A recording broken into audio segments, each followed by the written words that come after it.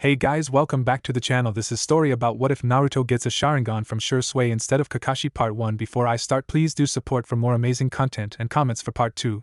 Do consider to subscribe my channel and share my video to your friends and check out the description as well. Let's start the video. When I died, I expected to stay dead. Of course, as I'm here retelling this story now, I clearly did not. It's just that the whole, and I use this term as loosely as possible, reincarnation business was a bit too much for me to swallow. The idea that a person's soul could transfer into another sentient being was, and still is, preposterous to me. Even now, I cannot fully accept what happened. There's always that tiny feeling, that what if aspect, as in what if I'm not dead, or what if I'm simply lost in a dream. I had a family before, though for the life of me I can't remember who they were. I saw glimpses, little blurs and distant voices that barely anchored me to who I was. I could recall the moments of significance, all the important bits, but the images to fit the descriptions were simply no longer there. Even my name, my first ever possession in my past life, was long forgotten. I was given the name I in this life, though often I wonder if I truly am I, or if I'm simply a soul that latched on and stole Mai's body. The name I was too delicate, too kind for a kunoichi, and perhaps being a kunoichi was never meant to be the real Mai's future. Perhaps if I had never intervened, she would have followed in the path of her mother and become a working girl in Konoha's red light district. It wasn't an uncommon occurrence for a whore's daughter to become a working girl too. Truth be told though, I like to think that I am Mai, just a Mai with memories decades beyond her years. Ignorance, to whether or not I had stolen some poor girl's life, truly was bliss. I'll call this a reincarnation, seeing as I can't grasp a term that can completely fit my situation. After all, usually reincarnations held no memories of a past life that was connected to their new one. I'll spare you the details of my past life, partly because of their irrelevance and partly because I can no longer retell them. My death was the one and only thing I can still bring to mind, and that I still will be able to do decades later. It had been unforgettable, seeing as I had a firework impale me, followed by a rain of blood, guts, and innocuous limbs. Needless to say, many of the attendees had to attend therapy sessions for years after the event. While my death was odd, to say the least, what was odder was the event that followed my untimely demise. I lingered around for a bit, attending my own funeral and scoffing at the strangers who wished they had known me better, and then I disappeared. Not mentally, of course, because if I had ceased existing altogether I wouldn't be able to retell my time of not existing. It was my physical body that faded away, leaving me with nothing but a floating mind. Maybe I was in purgatory, or maybe I was never dead at all. The ideas that come to your head when you're left with no one for company but yourself are strange, to put it lightly. Floating through nothingness affected me, affected my soul even, though I don't like to admit it. I lost things in there, I lost parts of myself in there. You see, the empty space surrounding me was only a physical feeling. What I felt in my mind was far worse. I felt death, in a way. I felt the loss of life from everything around me, a constant draining of the will to live, which was odd when there was nothing around me I could see with my vision. I mourned over my own death for the first few days spent in what I came to call oblivion, but one can only pity themselves for so long before becoming bored. So I thought about other things.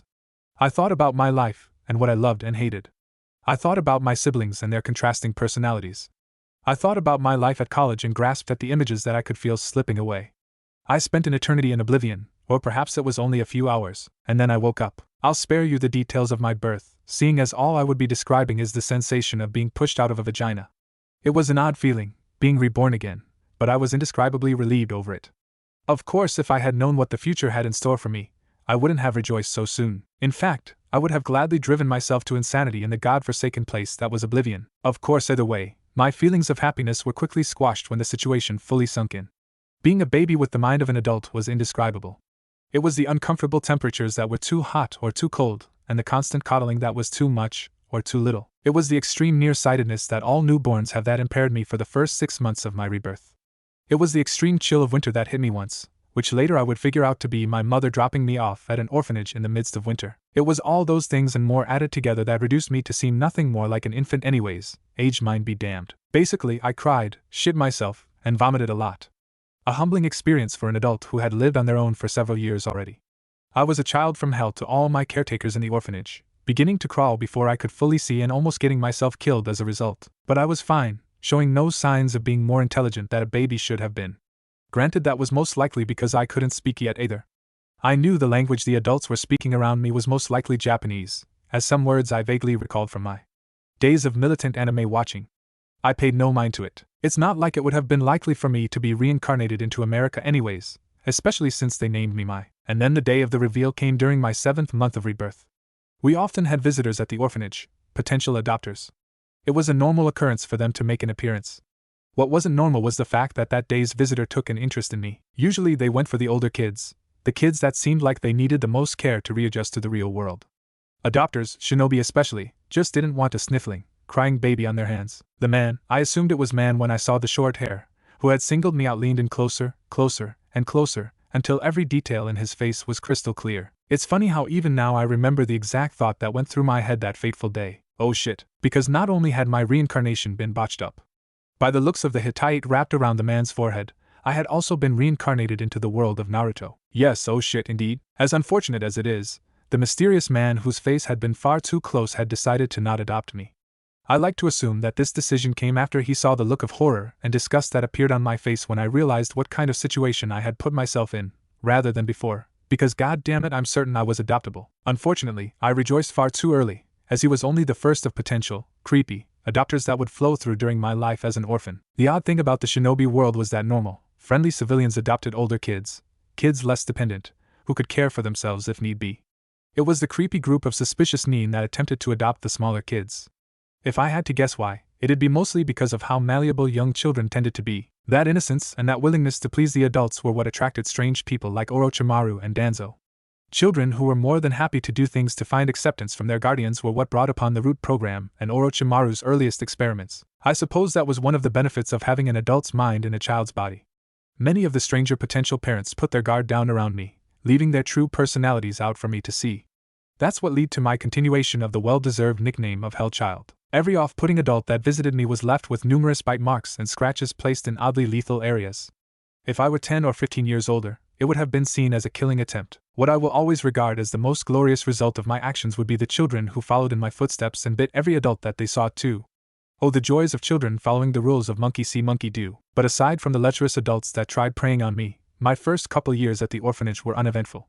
I was someone who craved all knowledge available to me, pestering every caretaker to teach me more kanji, and every genin team who was assigned orphanage duty to tell me about the academy. Orphanage duty was one of the easier D-rank missions that genin were assigned, one that wasn't shown in the manga or anime. I presumed that it was just too boring of a topic to be touched on by the author. It was as common as it was simple. After the influx of orphans that followed the Kyuubi attack, many caretakers found themselves overwhelmed, letting me easily blend in the other kids in the orphanage.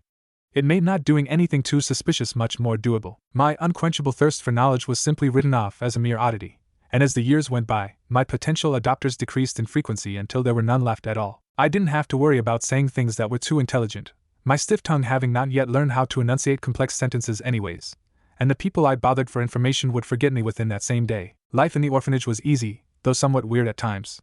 It was strange, being humbled to a level where I had to be potty trained again. It was almost as if fate was trying to crush my confidence in my ability to care for myself. An interesting thing that I found strange about the orphanage was the fact that there were literally no mirrors around. Sure, there were glass cabinets that I often caught glimpses of my reflection in, but no actual mirrors to be seen at all. Of course, me being me, one day I had inquired about this, directing my question towards one of the floundering genin as they attempted to assist in cooking lunch for the kids, causing them to break concentration and almost cut themselves. They had given me an odd look, as if to call me out on my ignorance towards Konoha's history. Though their expression had been rather rude, to say the least. If I had been a lesser person, I might have bitten them for that, because they couldn't fault a child for displaying childlike tendencies after all. They answered my question anyways. According to the kid that had given me an oh-so-respectful look, mirrors were considered taboo. Apparently, I had missed the times of extreme suspicion, having been born a little less than a year after the Kyuubi attack, long enough for the word to die down. At the time of the attack, an intense wave of chakra had poured out of the Kyuubi, one strong enough to shatter every glass product in Konoha. Anything that had to do with mirrors, even reflections, had been a foretelling sign of a bad event ever since. It was an incident that happened a few days after my second birthday that gave the rumor a little bit of truth to me. A dozen or so of the orphans had been given the opportunity to go to the nearest park, one that was only 2 streets away from the only place I knew as home. That day's genin team had offered to escort us, and that caretaker had allowed me to go as a belated birthday present. The present turned out to be not so carefully thought out though, as all of the children, besides me, were 4 and above. My body was still unadjusted, too used to moving limbs at a faster and stronger pace. It was a humiliating experience, clumsily being led by a child no older than 12 to a place not even 5 minutes away from home. I would have been 23 now, out of a college and with a job if I hadn't died. A twinge of pain hit in the form of minor migraine and I pushed the topic of my death aside, letting the boy walk me. When we arrived at the park, the children separated into 2 groups, leaving me walking towards the glittering lake that had enticed me. The majority of the kids had chosen to play ninja with 2 of the genin, the rest being read to by the remaining shinobi. The sky was filled with perfectly shaped clouds, large enough to cover the sun every so often but small enough to allow peaks of a brilliant blue. The sight was even prettier when reflected on the surface of the lake. Despite all my instincts that screamed at me to stay away from the water that was just a little too dark and just a little too still, I stepped closer until I peered deeply into the reflection. And then I saw it. I saw the thing that was supposed to be dead at AD. I saw me. But at the same time I didn't. It wasn't me that I saw, not really. The girl who I still saw myself as, that tall, lanky girl with curly red hair and obnoxiously green eyes, was gone. In her place was a friendlier child, one with short, choppy, dark hair. Were those blue undertones? And eyes too large and golden, empty pupils and lips too dainty and skin too porcelain to be mine. Dread washed over me in the realization that I was no longer in my world. My people, my precious people, my sisters, my brothers, Ganigon, hit me like a typhoon. I wasn't sure when my mouth had involuntarily opened or when my vocal cords developed a mind of their own, but suddenly I was screeching obscenities in a language the people around me would never even discover the existence of. And then I had fallen in, my head swiveling around as I was still screaming during my descent into the waters, catching a look of pure terror in the genin's eyes as they ran towards me. I was plunged into the lake, as bone-chilling cold that enveloped my body.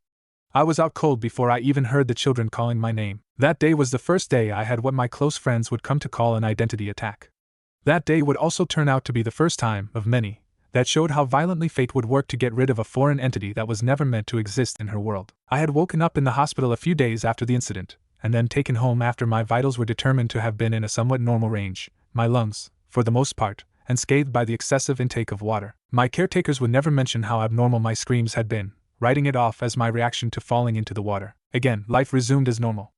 Another year passed as I found myself accepting the caretaker's explanation of events, falling back into my routine of terrorizing potential adopters and pestering people for knowledge. The older I got, the more willing people were to engage in a conversation with me, and eventually I found a way to win over the hearts of genin that persuaded them to teach me academy lessons.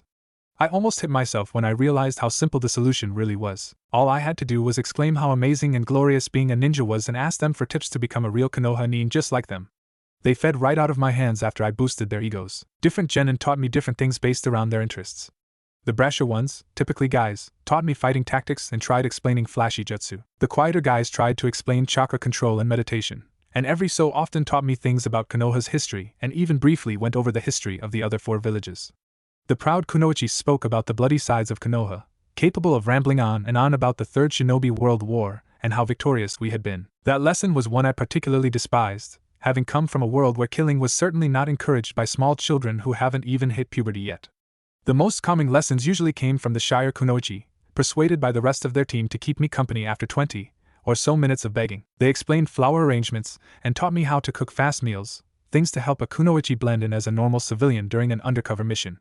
One especially helpful girl taught me how to draw, a skill I clung to desperately for years after the lessons. She came by often after her missions to continue teaching me, something I greatly appreciated. The drawing lessons had been more for accuracy in describing needs we ran into during missions, though I abused the skill to almost ravenously draw faces from my past life that I still couldn't bring myself to let go. Already my memories were fading, the names of my childhood best friends long forgotten as I made new ones in the orphanage, though I confessed to never truly seeing those children as my friends. They were replacements for my younger siblings that I had left behind, and would never be viewed as anything more to me, as much as I would like to deny those claims. I would never admit this now, but I hadn't actually planned to follow through with my declarations of becoming a ninja. That life was too deadly for me, too full of unexpected and unwanted thrills. I was trying to actually live past my 21st birthday this time around. Things had turned out alright in the old manga series, and I had no events that I desperately wanted to change and no qualms about the ending. They were all still characters to me. People who were walking around that I couldn't bring myself to see as people. Sure, Jiraiya's death was sad, but did I have to change it just because I knew things that I shouldn't have known? If I had died as a child I would have creamed my pants at the opportunity to do so, but I was no longer a child mentally, and if I changed too much of the past, the future that I knew of would be worthless information anyways. But even so I had fantasies at night. Saving Nagato and Konan would have been great, and saving Itachi would have been even better. Even some of the Akatsuki seemed salvageable. Deidara had been forced into the Akatsuki anyways, only a child, and Sasori had clearly had a change of heart, a bad joke since a heart was all he had. Kisame was loyal to the end, a trait that would have Konoha begging for him, and Kakuzu could be easily won over by money. They all would have made valuable assets to help in the Fourth Shinobi World War. To travel back further in time, even saving Yugura seemed like a goodish idea. The Sanbai would have never fallen into Tobi's hands. The idea of saving Zabuza and Haku appealed to me too, as they were people who would have been Naruto's pillars in life if they had survived. But in the end, that was all they were, fantasies. Of course, fate has a way of screwing over every plan of action I had. It happened while I was in the middle of one of my begging sessions to the genin, yelling out how badly I wanted to become a ninja. By then all the workers had become accustomed to my childish ramblings and requests, caving in before I even approached them. But this was a new batch of genin, one that I had to use my charms on to win over. "I'm gonna be a super strong ninja just like you guys," I exclaimed, drowning all of them under waves of adorable, childish dreams and a high-pitched voice that reached the perfect octave to not seem irking. "Yeah. And I'm gonna become Hokage. Believe it." My act was thrown out the window as I almost gave myself self-induced whiplash by turning around to find the source of that painfully familiar voice. In front of me stood a tiny blonde boy with whisker marks that were, curse my weakness for little details, horrifyingly cute. An equally terrified look appeared on my face as I realized that I had just screwed up every plan I had of not getting involved with the main storyline. Now that he was here in front of me, I couldn't just ditch the kid and leave him to suffer the wrath of blind civilians who saw him and treated him like a monster. It was in that moment that I made my decision to say, fuck the other decision. I opened my mouth to reply in support of the boy's dreams of becoming something that I knew he would become, but was interrupted by a voice who had once seemed so kind. "Fox brat. Who said you could run around already? You just got here, you little demon. Go up to your room. You're not getting dinner tonight." The voice, a caretaker who had been so sweet to me before, snarled, nostrils flared aggressively, not even making attempt at concealing the S-ranked secret. I gazed on in horror as the caretaker proceeded to grab Naruto by the ear and drag him away, leaving me speechless and the genin uncomfortable about what was going on. They were around 12, old enough to have witnessed the Kyuubi attack, and found out what had happened and who it had been sealed in. I connected the dots, feeling the sudden urge to run up to Naruto and give him a hug. One genin awkwardly coughed while another simply stared down at the ground. I frowned in barely concealed disapproval as my want to learn from the group was suddenly diminished by a landslide. "You guys are mean," I stated bluntly, in that way that only children could, smothering them with a false innocence to guilt them into an even more uncomfortable state where one muttered an excuse to go help clean up, while another said something incoherent about finding their sensei. That was pathetic. Turning around to go find something else to occupy my mind with, I made one last final jab at the remaining genin. "Maybe you guys are the demons." As soon as I got out of their line of sight, a smirk made its way onto my face. Children really were easy to manipulate and take advantage of. Most of them would feel guilty immediately if chided by someone, even if that someone seemed to be years younger than them. Dinner time approached quickly as the atmosphere was noticeably heavier in the house. Naruto was nowhere to be found, while the rest of the children were desperately trying to find a way to assure themselves that their caretakers were still the same kind people that had taken care of them before, something that seemed impossible for me to achieve. Suddenly a lot more things began to make sense in my head, like how the youngest caretaker with a scar on her face had a fire in her eyes that screamed of anger and resentment, or how the girl who always talked about the battles of Konoha had always frowned when teaching me about the Kyuubi attack, or how many people I saw, genin included, always had a vengeful look when they talked about the Kyuubi that the records claimed was dead. Ito-san, may I eat in my room? I feel icky and I don't want to get Mayu-chan sick," I asked with an even more childish tone than usual. My appetite just wasn't there tonight, and using the other kids to help gain sympathy from the caretaker, Ito-san, seemed to be working. She nodded and I quickly gathered my eating utensils and my bowl of soup and rushed upstairs, trying my hardest not to accidentally spill anything. Even though 3 years had passed in this new body, my limbs continued to refuse to work the way that I wanted them to, and more often than not I found myself tripping over my own feet. I arrived on the second floor and high-geared my ass to the end of the hall, already knowing what room Naruto had been put in. The rest of the children had been given rooms to share with each other while still having plenty of space, while Naruto was given the one at the end of the hall. It wasn't even a room, more like a storage closet with a tiny bed stuffed into it, and one rusty drawer for Naruto's belongings. I knocked once before flinging open the door, too excited to not have more patience and gentleness with the boy. I couldn't believe that I was face to face with someone who would grow up to become the savior of the world and the harbinger of worldwide peace. It was like meeting a war hero or a celebrity, though the look of surprise and fear that crossed his face broke my brash approach immediately. I felt what little food that was in my stomach stir as I saw newly formed bruises, ones that had clearly not been there that afternoon. A maternal-like instinct hit me, sending me into waves of nostalgia that I pushed aside. "My sister CSTR. Naruto-kun, I got you soup." A small, sly smile quirked my lips upward. "Don't tell the old hag." Walking over to his bed, I placed the soup into his hands before struggling to hoist myself up onto it.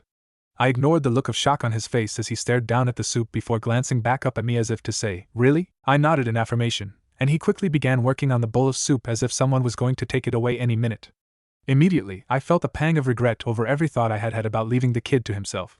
When he finished, I quietly took the empty bowl and said a soft goodnight, going downstairs to deposit it into the sink. The next few months followed the same tentative schedule. I would smuggle food to Naruto either during dinner or at night when I snuck downstairs to take little bits of the leftovers. He had gradually warmed up to me, beginning to call me Mai-chan and having conversations with me while he ate. 2 years later, and we had become inseparable when there were no caretakers around, which was increasingly often. They spent more time taking care of the smaller children and infants, while I had already turned 5 and Naruto's 6th birthday was that very night. It was a special day for all Konoha inhabitants, with the Kyuubi festival and all. Coincidentally, all the children but Naruto were taken out to enjoy the festival with the majority of the caretakers. It was that same night that we were finally caught in our little food smuggling act. I had bought a few sticks of dango to take home and share with the almost obnoxiously cheerful blonde. It was a nice contrast to the lonely kid I had remembered seeing in the manga, one who latched on to everyone who showed him the smallest signs of affection. It was a little sad to see how big of a difference having an actual friend had on him, though I prayed to every god out there that it didn't affect canon events too much. I had just handed Naruto the rare sweet when the door slammed open. Apparently the caretakers finally put 2 and 2 together and realized that it was suspicious that I was always getting skinnier, yet requesting more food while Naruto didn't look malnutritioned at all. 2 years was an embarrassingly long time for me to have been sneaking under their noses like that. I wasn't surprised when I received a quick slap in the face. What I was surprised at, however, was the fact that the woman grabbed both mine and Naruto's arm and dragged us out of the room and downstairs. I first thought I'd have a public spanking or something, but instead was shoved out of the door with the blonde, hearing it slam shut behind me. The entire time the woman screamed curses at us, calling me a helper of a demon and calling Naruto the demon himself. I paled when I realized the true punishment the woman had inflicted on us. If it was any other night, Naruto and I would have been fine, but it was the 6-year anniversary of the Kyuubi's attack, a night where drunk villagers, both civilian and shinobi, sought out revenge in the form of beating a small child. That bitch had signed us both up for a public execution. Last year they had rallied around the orphanage, screaming for Naruto's head on a platter. This year they were pretty much handed him. Naruto. Run. I hissed while I grabbed his arm in a similar manner like the wretched woman had a few seconds ago. So much for being a nice, child-loving caretaker. Mai-chan?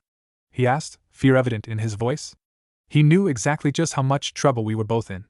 Though he was as afraid as I was, he followed my instructions and ran with me, trying to hide in the shadows of things to avoid anyone from noticing, and then, oh shit, hey. Isn't that the Kyuubi brat?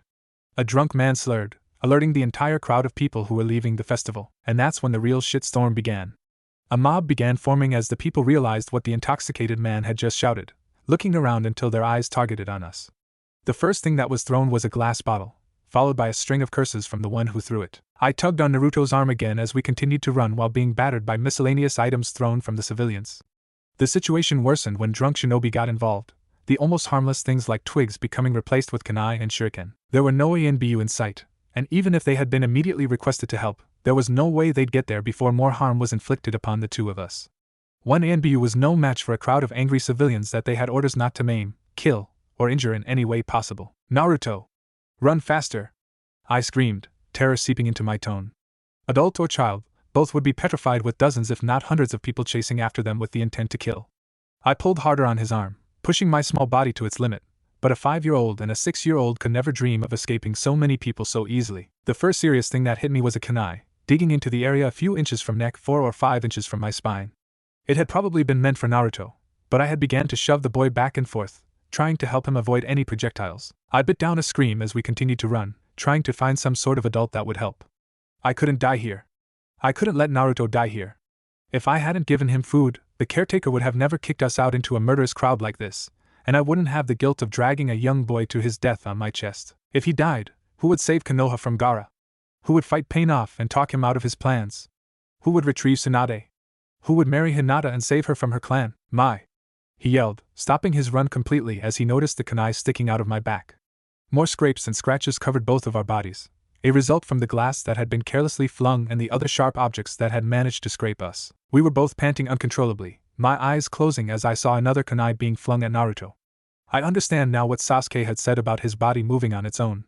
Naruto and his dreams were something you just naturally wanted to protect after meeting and getting along with him. It was just something so natural to do, jumping in front of sure death for the small boy. I clenched my fists as I waited for the blow to come, but mysteriously it never did.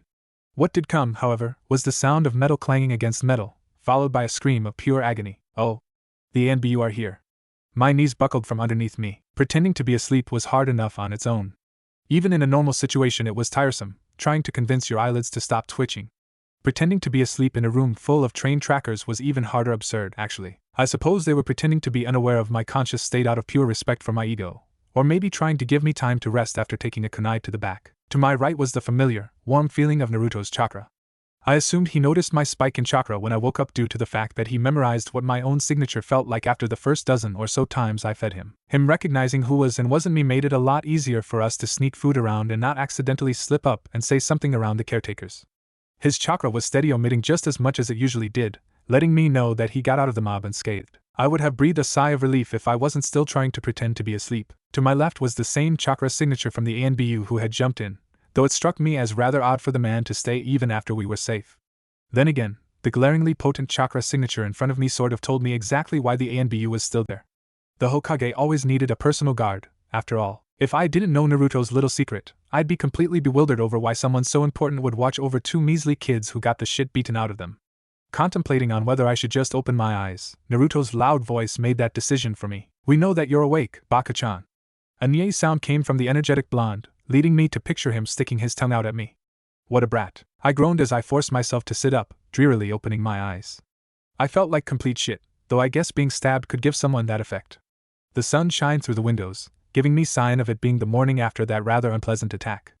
I blinked tiredly, trying to clear up my vision when I noticed something odd. The ANBU sitting to my left didn't have his mask on. I swear I almost shit myself right then and there as I realized who I had just made eye contact with.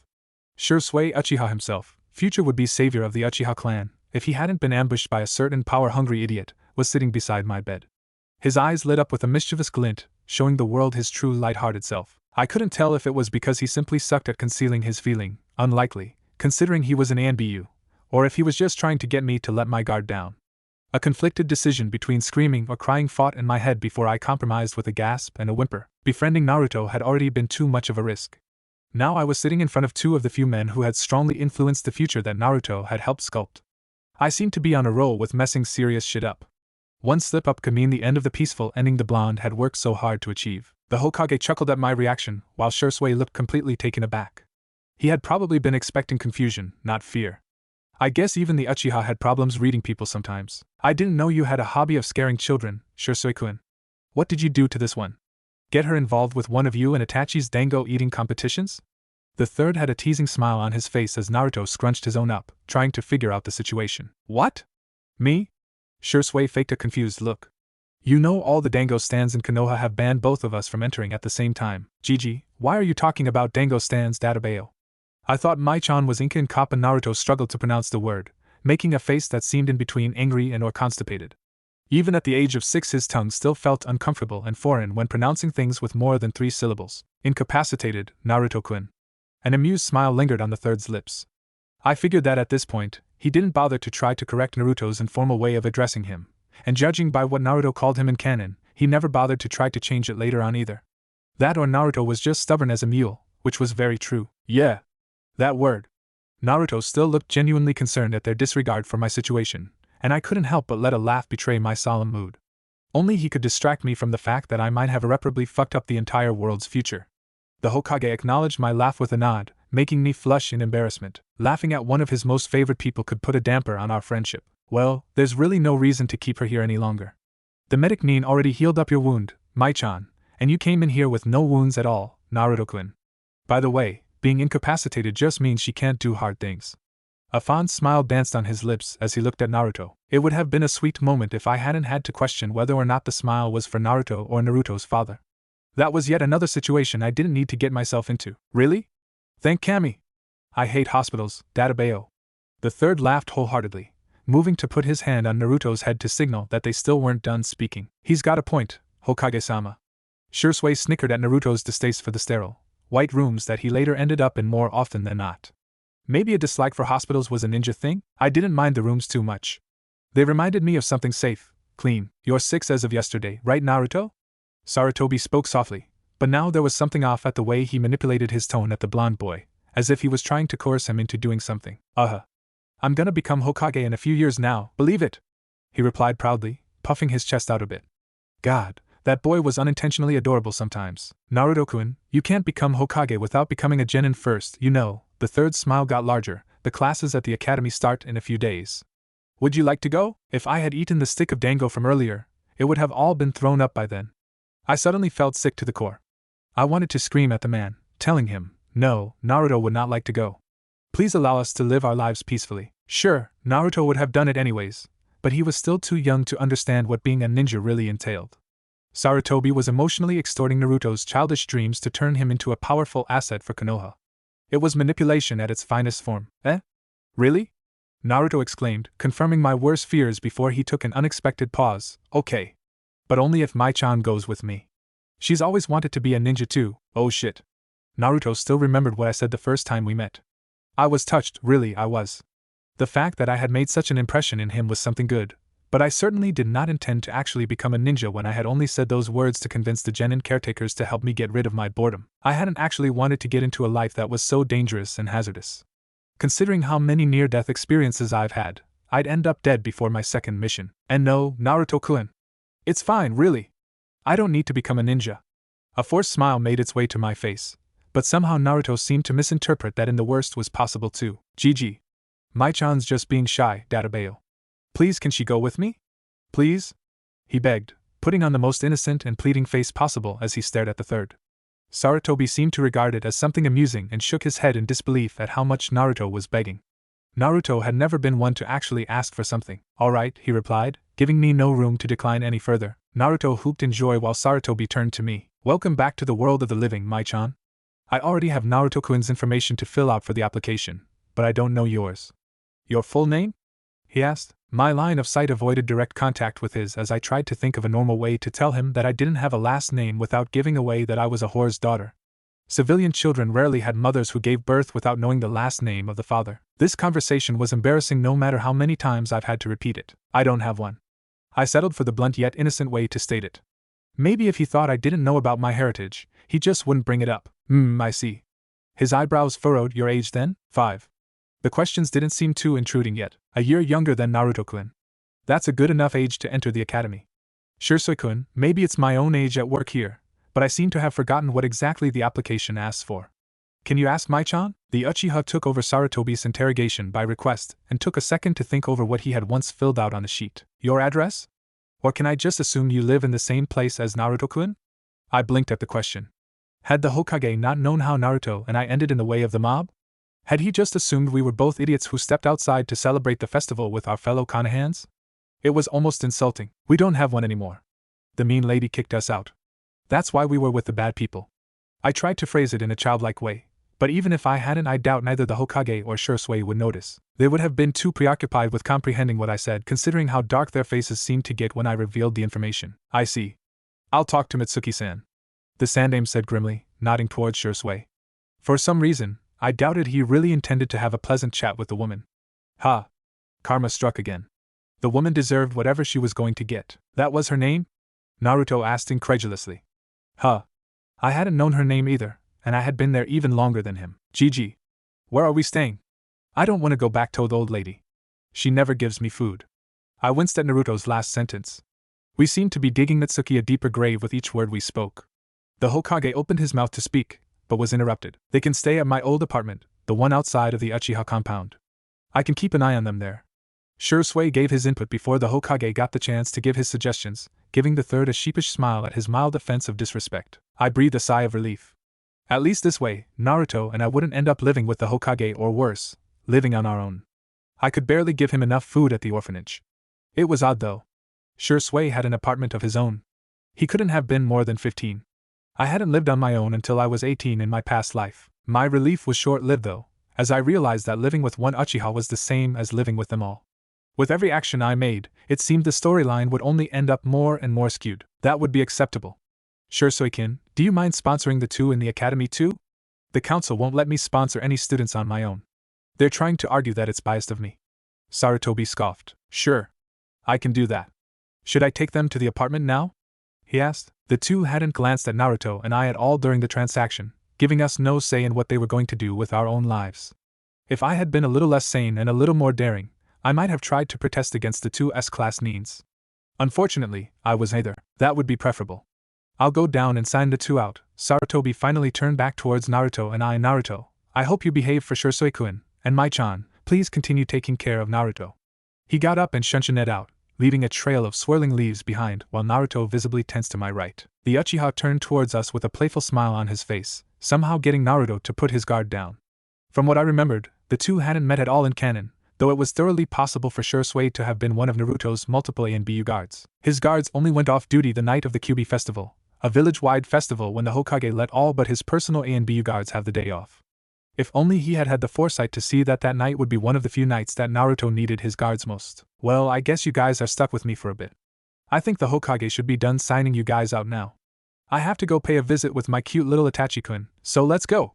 He laughed as he walked out the door, leaving both me and Naruto stunned at how well he was taking everything. He popped his head back into view as he noticed we weren't following behind. You guys know you're supposed to be following me, right? If I was going to see Itachi-kun alone, I'd just do my shunshin. Hesitantly I got out of the bed while Naruto stood still, wide-eyed. It was then that it clicked. This was probably the first person who was kind to Naruto besides the two at Ichiraku, the Hokage, and myself. Come on, Naruto-kun. I grabbed his wrist and tugged after the direction Shisui went in, pushing aside my disbelief at how smoothly everything had gone and how willingly I was walking towards a guy who'd end up dead in the next year. The stares we got as we stepped out of the room and into the hospital were disheartening, to say the least. That's the girl who stood up for the Kyuubi brat. A nurse whispered, though not doing a very good job at concealing it. Why isn't Uchiha with the demon? Weren't they the ones who released the thing in the first place? Another one hissed back, glaring daggers at the entire group. Shisui reached out and placed one hand on my head and the other on Naruto's, separating us as he began to walk between us. He gave a pleasant smile towards the gossiping nurses, shutting them up completely. I had never been more grateful for Naruto's lack of ability to connect the dots on the people calling him the Kyuubi. If he had figured it out, it would have been easy for him to search up what a Jinchuriki is, and that was something that would most certainly break the poor boy. We silently made our way down the steps towards the checkout, not bothering to acknowledge the accumulated stares we got. Even the secretary at the front desk seemed to be wearily eyeing Naruto, though chose not to insult him to his face. I let out a weary sigh. If it was that bad inside of the hospital, how bad would the backlash be when we stepped outside? I didn't need to wait long for my answer, as the second we stepped out, a stone was thrown our way. It was the first in a string of many that only stopped when Shisui turned towards the sources. I could only imagine the look he was giving them at that moment. I took that opportunity to fully observe the young boy, taking in how his frame looked rather fragile. Staying true to the manga, his eyelashes were long and defined, giving him an almost feminine look that sharply contrasted his chiseled jawline. Even as a teenager he stood tall compared to what had been the average in my old world, maybe 5 feet 7 inches, and completely towered over Naruto and I. The whispers began to quiet down the longer we walked, the civilians eventually losing interest. One can only gossip about something for so long until they got sick and tired of the subject. While the noises got more subtle, the stares continued to rest on our backs. Wait, isn't Team an Uchiha? Is that where we're going? Naruto interrupted the awkward silence, easing the tension that had building up during the short walk. We had traveled for no more than 10 minutes, arriving at the gates to the semi-crowded place. There were various businesses in the district, a lot of them being run by the elderly. My heart tugged as I realized all of them would end up dead by next year. If you're talking about my cute little cousin, Sasuke-kun, then yes. Shisui chirped happily as we began to walk through the district. Shisui! A high-pitched, childish voice exclaimed, causing me to freeze in my spot. Oh shit. Oh shit. That was a voice that only belonged to one child in the anime. I turned my head around before looking downwards to see the little kid running towards us. Lo and behold, a younger, happier Sasuke Uchiha was rushing directly at us, eyes set on the older Uchiha. I almost ran away from the scene myself when I realized how much more I could screw over everyone if I met the entire main cast and became a notable presence in their life. Was fate not done forcing me into these situations yet? I quickly recollected myself, turning to glance at Shisui's reaction and being surprised by the small hint of sadness on his face. For a second I was confused, not understanding why anyone would be saddened by a small child being so elated at seeing them. Oh yeah? The coup. Yeah, knowing that the aforementioned kid in front of you might end up dead did put a downer on things. I averted my gaze towards Naruto, who had begun to scowl at Sasuke. Had their rivalry already begun? Sasuke-kun, I haven't seen you in a week. Have you seen Itachi-kun? Shisui seemed to force a laugh as he bent down and caught Sasuke. Sasuke was visibly upset at the mention of Itachi's name. Ni-san just finished talking to Oka-san and Tu-san. He said he would teach me about kunai today, but he didn't take me to the training grounds yet. Sasuke whined, frowning while Shisui put on a thoughtful look. Is that so? Let's go find your Ni-san and make him train with us then. Shisui playfully suggested, instantly cheering Sasuke up. Were all these kids just incredibly cute? There's no need for that. A monotonous voice came from behind us, startling everyone but Shisui. Naruto jumped as I whimpered at the person intruding our conversation. I didn't even need to turn around to know who the person was. Sasuke's reaction was enough of a giveaway. He jumped out of Shisui's arms and ran towards the source, a large smile on his face. That's Team's brother? Naruto half whispered, half-yelled as he caught sight of him. I nodded and winced as I reluctantly turned around. In a span of an hour I had already met 4 more people who were key characters to the show. One more and I might have had a heart attack right there and then. In front of me stood none other than Itachi Uchiha. While he had ended up being one of the better people in the end, the fact that he still murdered most of his family stuck with me. I'm sure he was a nice guy, though not completely sane. No one with even the smallest amount of sanity would immediately decide that fucking up their little brother's brain was better than taking the time to make his brother as well adjusted as possible. As much of a genius as he was noted to be, his plan had been flawed through and through. My heart decided to warm up to him though, as he affectionately poked Sasuke's forehead before the boy could make full contact with him. While Sasuke looked incredibly annoyed, Shisui and Itachi just laughed fondly. If the massacre was set to happen sometime next year, then the Itachi in front of me couldn't have been older than 12. His personality now starkly contrasted the cold, distant one he seemed to have while in the Akatsuki. It was a pity that someone who seemed to have been thought of as gentle and loyal had to live through life sacrificing all that he had for the sake of others. It was then that I noticed Naruto's unusual silence. Another pang of sympathy hit my heart as I realized he was probably feeling the bitter feelings of jealousy for the first time. All throughout his life he had been denied any sort of family, and now there they were flaunting their familial bond in front of him. I reached out to gently touch his arm, giving him a soft smile. Good thing I have you as a brother, Naruto-kun. Why yeah. And you're like my sister too, Mai-chan. He stuttered out of shock, though recovered enough to reply back properly. I grinned at him, not noticing the odd look that the older teens there began giving me. And who's this? Itachi questioned, making eye contact with me before I could look away. This, Shisui pointed towards the blonde next to me first, is Naruto-kun, and this, he pointed towards me now, is little Mai-chan. The Hokage put me in charge of them, so technically these little midgets are mine. I see. I apologize for the trauma you two will go through. Itachi replied, shocking me. Was that a joke? What? That's cruel. You should have more faith in me, Itachi-kun. Shisui paused to pout. Speaking of these kids, I've got to get them to my apartment and help them settle in. I just came to make sure that you're going to the meeting tonight. HN. The stoic boy replied as his farewell, suddenly disinterested in what Shisui had to say. I could only guess that the meeting was about the soon-to-happen coup. A compulsive shiver ran through my spine as I glanced around the compound again, yet I couldn't bring myself to speak up about the events that were soon to come. Speaking about something that was supposed to be handled with the utmost secrecy would have the entire Uchiha clan sure of there being a leak, and an investigation about a leak would only expose more spies. I wasn't stupid enough to think I could stop a coup by myself, especially when the hatred between the Uchihas and the rest of Konoha ran through generations upon generations of bad blood. It was useless to try to stop it. I set my lips in a tight line as Shisui grasped our wrists again, leading us back out of the compound. Sorry about Itachi-kun's attitude. He'll warm up to you guys in a bit. He gave a reassuring smile towards Naruto and I. It didn't do anything to ease with my anxiety, though seemed to have a mild effect on Naruto. Where are we going now?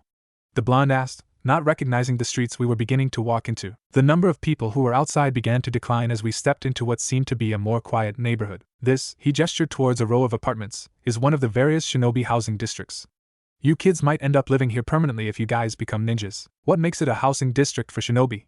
I asked curiously, not being able to hold in my question. It's mostly only called that because most of the residents here are shinobi, or at least were at one point. The security is a lot tighter over here, and the neighborhood tends to be quiet most of the time. A lot of the people who own apartments here are on active duty and only use their place to rest in between missions, he replied cheerfully, not missing beat to think about the answer he was giving. He stepped into the main district itself, the noise from the village suddenly becoming mute. Naruto looked around incredulously, while I tried to find the source of whatever genjutsu or seal that was keeping the place so serene. My apartment's that one right there. The third one in. It's super close to the barrier so you won't get lost when you try to make your way to the academy.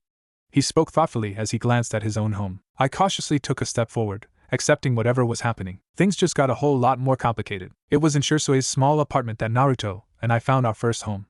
It was a well-kept place, though that may have been due to the fact that Shisui was rarely home in between missions anyways, something we'd find out in a few months. The walls were painted a smooth beige, giving it a sophisticated feel, if not a little bland. Shisui had seemed embarrassed when he opened the door for us, scratching his head and apologizing for the emptiness of it all. There was one couch pressed against the wall, a dusty television across from it, and an equally dusty rug between the two. To the right of the couch was the open kitchen, a small lamp on a counter to light up the cooking space. To the left of the couch was a short hallway that led to two doors, one presumably to a bathroom and the other to a bedroom. It wasn't the most colorful and unique of homes, but it was enough. Whoa, this place is so much bigger than my room, Databeo. Naruto exclaimed, eyes wide as he surveyed his surroundings. I let out a sigh, realizing that I had compared the apartment's furnishings to one of an average room back in the old world. Of course, ninjas wouldn't spend time trying to find the perfect color palette for their home when most of the time they were hundreds of miles away from the village. If anything, the apartment was well furnished to shinobi standards. Most wouldn't even have a TV to keep them entertained between missions. Shisui laughed at Naruto's reaction, the blonde returning to his usual self after having seemed to get over his awe at another person who was actually civil to him. It was a miracle that he wasn't jumpy around strangers all of the time after the abuse Mitsuki and the rest of the village had put him through. I'd never understand why so many people failed to realize that if Naruto was possessed by an all-powerful chakra mass, they'd probably end up dead long before they spit out whatever insult that was on the tip of their tongue. I can't really give you guys a house tour when you can see the entire place with one look. He paused to laugh at his own jab. But I have a clan meeting to go to tonight, and we sorta need to figure out who's sleeping where before I trip on you guys when I get home. I don't want to land you guys in the hospital again, he laughed. Where do we sleep then? Naruto beat me to the question, throwing a smirk towards me when he realized it. There's a bed in the bedroom, a futon in the closet next to my bed that you guys can pull out, and the couch, Shisui replied, counting off the places that we could use to sleep with his fingers. Naruto and I glanced at each other, coming to what was supposed to be a mutual agreement. I'll take the couch, we said in unison, looking at each other incredulously when we realized that our mutual decision hadn't been mutual at all. No way, Mai-chan. The futon's more comfortable, he argued, glaring at me. But you're like my little brother. I can't make you sleep on the couch, I countered, reciprocating his now annoyed look. I'm older than you. He stuck out his tongue, throwing proper reasoning out the door as he replied with an unbelievably, or rather very believable, childish act. If I was any lesser of a patient person, I would have probably told him I was actually decades older than him at that moment. Shisui laughed at our bickering as he bent over to reach our eye level. I could always take the couch for. No! Naruto and I chorused, startling the Uchiha and redirecting our looks at him instead. Even in a 5-year-old body, I still had enough sense to not make the owner of the home sleep on the couch. I guess my chivalry rubbed off on Naruto throughout the years of living together. Okay. How about we decide in a rock-paper-scissors game instead? Shisui suggested, waving his arms in surrender. Needless to say, I won. Naruto hadn't quite figured out that everyone always chose scissors yet, and I still had no intentions to teach him that lesson. As Shisui left to go back to the compound and Naruto grudgingly went into the bedroom to set up the futon, I immediately let out a sigh of relief. The couch wasn't exactly the most comfortable of resting places, but it was enough. We had eaten dinner a few hours before he left, none of us speaking to each other to avoid the topic of the murderous civilian mob.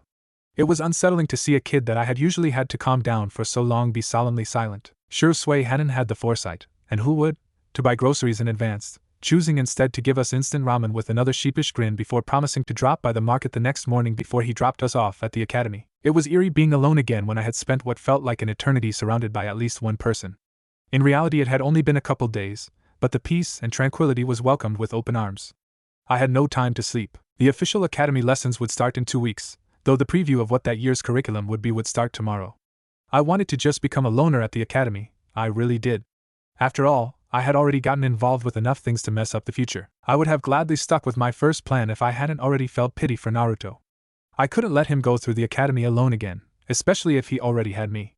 I was so entranced in my thoughts that I hadn't even noticed Shisui coming home until the door slammed shut, startling me. He came home looking tired and weary, a bag of something in his hand as he glanced at me. He didn't say anything about my apparent insomnia, as that was typical in most shinobi, though offered a raised eyebrow in an attempt to act like a regular adult, and not a fully trained psychopathic killer. I waited for some sort of joke from him, but all I got was a slight chuckle and a shake of the head before he walked into his bedroom, this time taking care to quietly shut the door. The next morning he woke up Naruto first, assuming that I was already awake.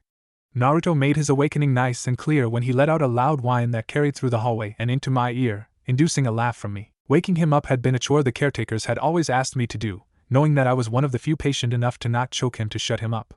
His wake-up wail was something that made a cat's yowl seem like a singing angel. His morning cry got a startled shriek from Shisui, doubling the amount of laughter that was already coming from me. Mai-chan! Why didn't you tell me about that?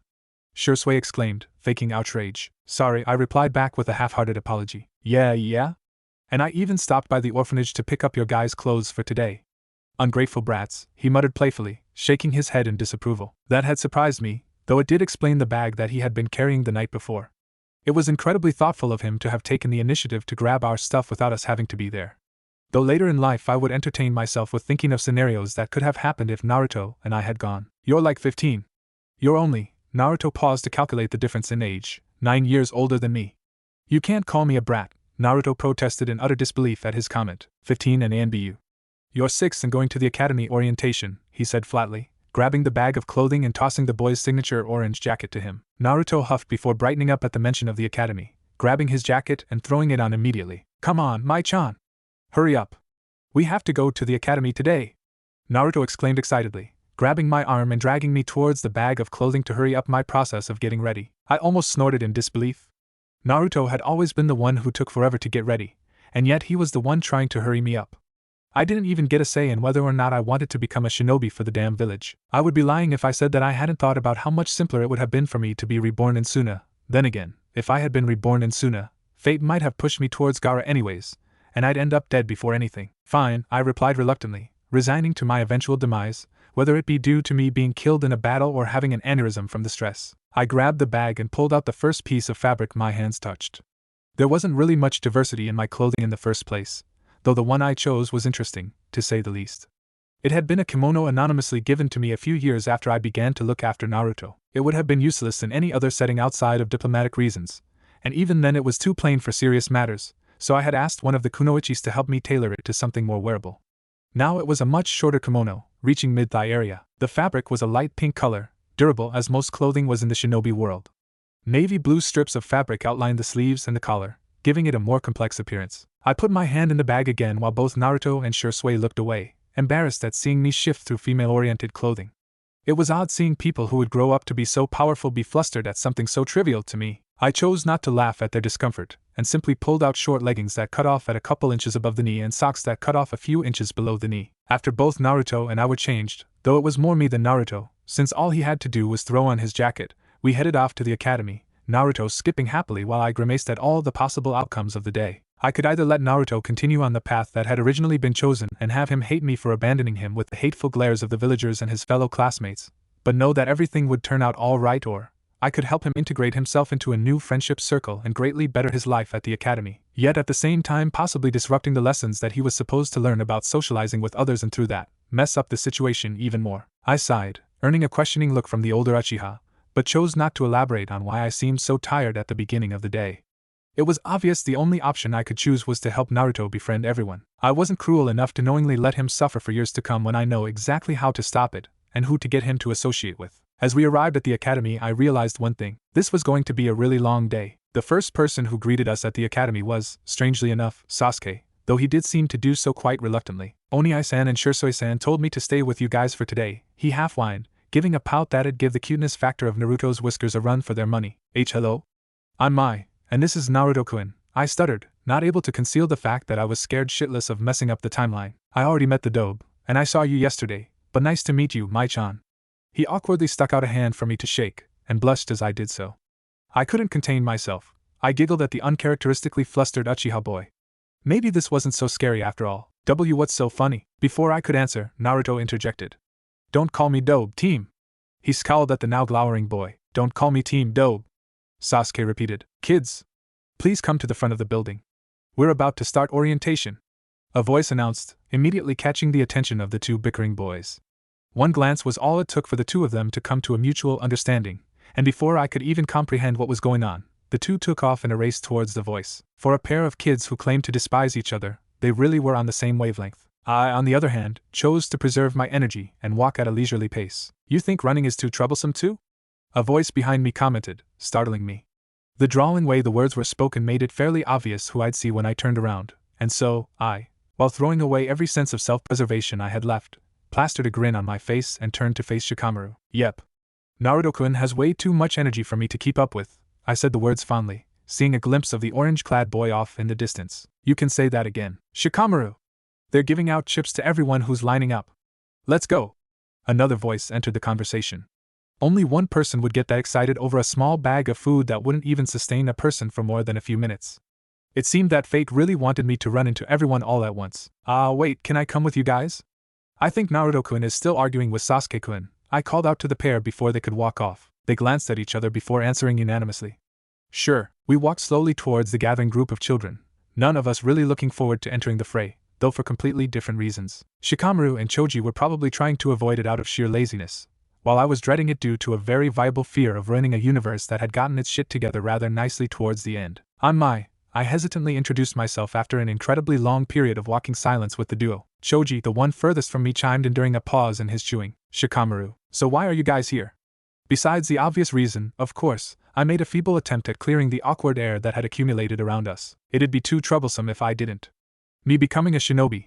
That's all Mom and Dad talk about. Shikamaru offered his reasoning first, then gestured towards Choji for him to speak. Become a shinobi is something that kinda runs in the family. Choji laughed. What about you, Mai-chan? I'm just here for Naruto-kun. I'm a year younger than you guys, but Hokage-sama wanted me to stay with Naruto-kun, cause we grew up together and all, I half-lied. Speak of the devil. Mai-chan! Who are they? Naruto called out, rushing towards me while holding onto Sasuke's wrist and dragging him along. That was a surprise. I was sure Naruto would have ditched the Uchiha if given the chance, and I was equally as certain about Sasuke not having minded too much if Naruto did. I barely flinched as Naruto barreled into me, too used to the blonde's impulsive acts of affection. Naruto-kun, Sasuke-kun, meet Shikamaru-kun and Choji-kun. Nice to meet you guys.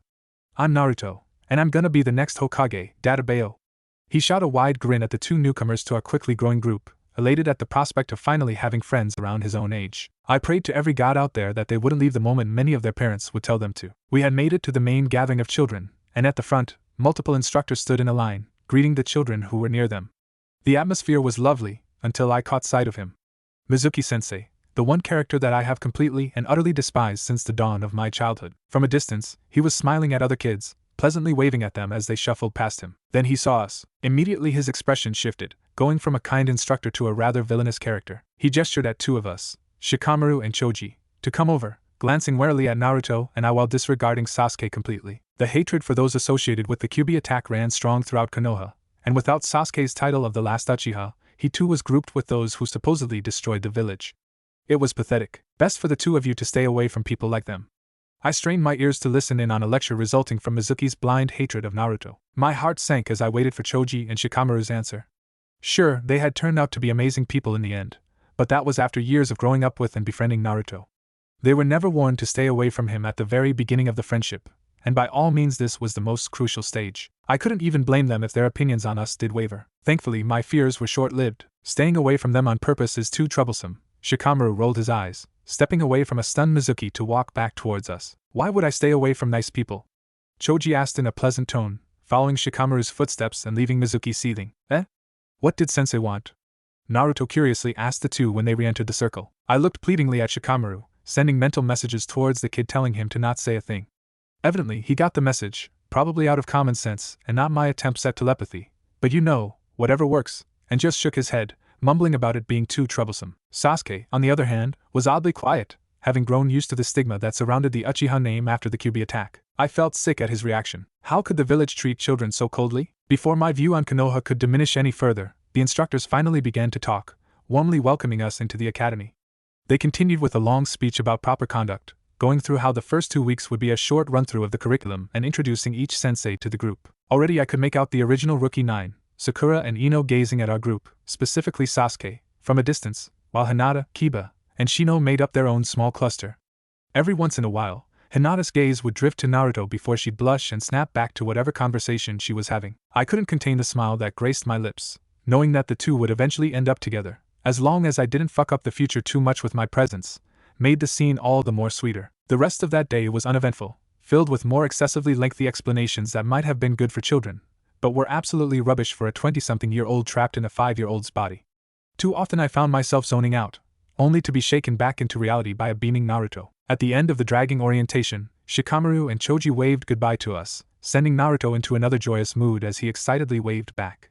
I'm not sure if I was imagining things, but I'm fairly certain a small smile had made its way onto the infamously monotonous Shikamaru's face too. Sasuke was the next, and the last, of the group to go, mumbling something about Itachi having to train him today. My heart felt a little twinge at that, knowing all too well the events that would occur in less than a year's time. Slowly, the number of children waiting to be picked up dwindled, and eventually, the only people left standing outside of the academy were Naruto and I. I sighed. Naruto, you up for a walk home? I asked out of courtesy, already knowing the answer. Yeah, he replied, the disappointment scarcely disguised in his voice.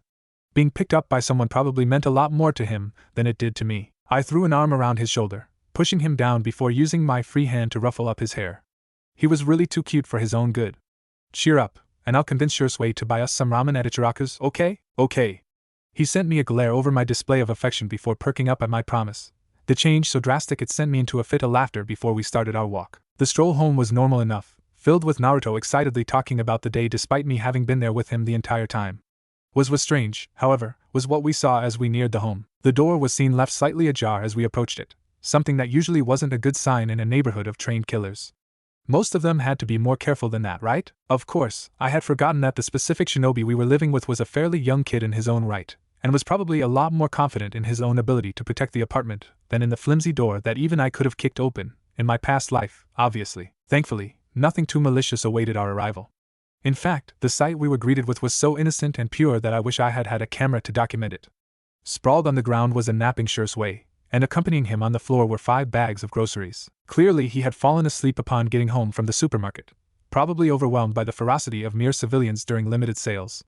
Even A and B were no match for bedraggled, middle-aged moms desperate to feed their growing children, who also doubled as black holes. I, while overwhelmed with how wholesome the scene had looked, made the mistake of trying to drape the blanket from the couch onto the napping boy, forgetting that he could kill me in 1,000 different ways. The second the edge of the blanket touched Shisui, he disappeared, and suddenly I was pressed against the wall, the edge of a kunai drawing blood from my neck while I stared down distinctive design of his Mangekyo Sharingan. Shisui? I croaked, genuinely fearing for my second life. Shisui!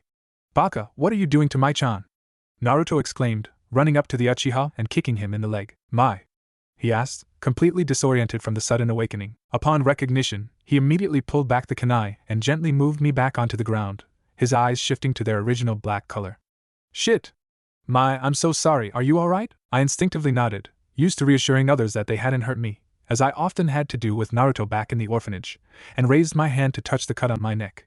It felt wet, and the sinking feeling in my stomach told me that it wasn't water that was making its way down my throat and towards my clothes. Adult mind be damned, I couldn't stop the involuntary whimper that escaped my lips. Shit, Naruto, can you get the first aid kit? It's in my room, in the closet, he directed the blonde before addressing me. Can I see it? I warily nodded, lowering my hand while Shisui knelt down. He examined it carefully, almost getting uncomfortably close to the wound before sighing in relief. It's not deep, just a flesh wound. We just have to bandage it up and it should heal alright. Thank God it wasn't one of my poison-dipped kunai, he muttered the last part to himself, but nonetheless I overheard it. I blanched. I definitely almost died right there. At that moment Naruto came running in, first aid kit in hand as he hurriedly ran over to us. Shisui moved swiftly, popping open the box and reaching for the bandages without even having to look for them. He had done this far too often. His touch was gentle as he applied slight pressure on the wound, tightly wrapping it to where it was enough to stop the bleeding, but not to where it was suffocating me. Thanks, I said softly as he finished, too embarrassed to look him in the eye. Well, I couldn't exactly let you die after being the one to cut you, he joked half-heartedly, the usual comfortable mood restored as he stood back up and yawned. Why are you guys back so early anyways? Naruto and I exchanged multiple glances, mentally insisting that the other should tell him. Eventually, I won our battle and guilted him into doing it with a wave towards the freshly bandaged wound. Shisui-san, it's 6, he said matter-of-factly. What? His response wasn't a question. You're kinda late, I added, not helping his ego one bit. He didn't reply with more than a mumble, choosing instead to move on as if he hadn't made a blunder. He picked up the various groceries and brought them into the kitchen, rummaging through them to find ingredients to start on dinner. It was hopeless. He was hopeless. Shisui-san, I know how to cook, can I just do it? I offered, not waiting for a reply before picking out my own ingredients. He looked more lost than I did on my first day in the Naruto universe. He seemed torn between saying yes and letting the kid he just almost killed cook him dinner, or saying no and potentially poisoning both kids in his care anyways. Seriously, please let me do it. I deadpanned. He mumbled something about accidentally becoming a slave driver before walking towards his room, presumably to take a much-needed nap. While Shisui disappeared, Naruto took his place, his usual hyper-attitude restored as the threat to my immediate health vanished. My-chan, whatcha making? He asked, eager to make conversation. We don't have that much time. Bandaging me up took quite a while. It was almost 7. Is miso soup alright? I promise I'll make something more complicated tomorrow. I like my-chan's miso soup. I smiled, taking that as a yes. The stove was comically hard for me to reach, but that issue was solved with the discovery of an old step stool, one probably belonging to a previous tenant, as I can't imagine any need for Shisui to use one. He was tall enough as it is. Half an hour later and the table was neatly set up, courtesy of the oddly calm Naruto. Shisui had quietly shuffled out his room, still looking tired but significantly less so as he took a seat. He stared at my bandages apologetically, though any attempt at verbally addressing the incident was silenced by an unnerving poker face. So, how do you guys feel about the academy? He asked, attempting to clear away the tension. Evidently it worked, because at the mention of anything having to do with become a ninja, Naruto would gladly talk your ear off, filling the silence with the excited ramblings of an ambitious kid. Sitting there, Eating warm soup and listening to the kid talk and seeing Shisui attentively listen, I realized it. I couldn't let Shisui die. Despite my sudden resolve towards keeping the only pure-hearted adult around us alive, not much changed for the remaining weekend 4 days of orientation. Sakura, Ino, and Hinata continued to stare at their respective crushes, the first two bickering about it every once in a while the latter would shyly try to play it off whenever she was caught. Shikamaru and Choji stuck with us, keeping up their cold attitudes towards Mizuki-sensei whenever he neared the group. It was quite endearing to see them standing up to the needless exile that Naruto and Sasuke were consistently subjected to. Shisui kept up the apologetic glances, never arriving late to pick us up again, much to Naruto's delight. Then the ripples in the timeline started to form. It happened during our first real day at the academy, what possibly may have been the biggest blunder of all my multidimension traveling career, though I didn't know it at the time, and would not see the consequences of my actions for years to come. Having been seated randomly as we had walked in, I found myself separated from our roughly stitched-together group.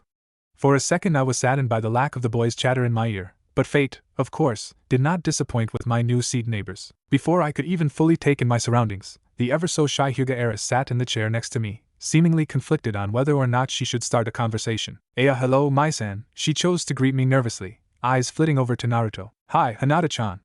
I said hello back, using the fake grin I had grown so accustomed to throwing onto my face whenever I entered a compromising situation. Getting acquainted with the entire Rookie 9 seemed like a bad idea any way you cut it, but it was a bit too late to go back at that point.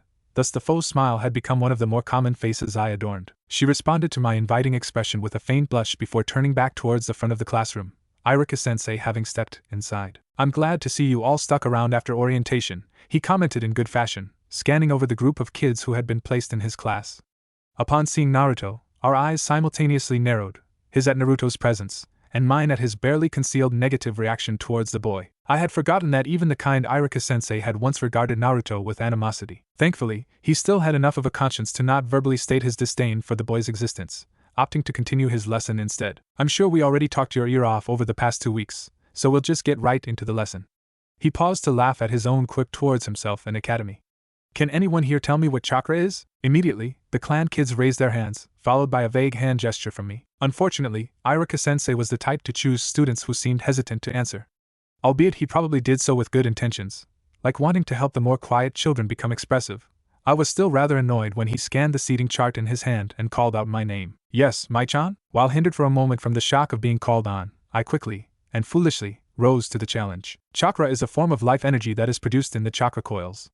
The energy then circulates throughout the body in the chakra pathway system, and certain groups of people, like shinobi, can generate more chakra and release it through pressure points called.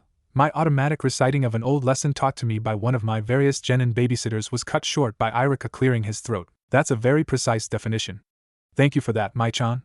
He paused, not sure if he could add anything else to my already detailed explanation. Anything too complicated and none of the other children would understand the lesson.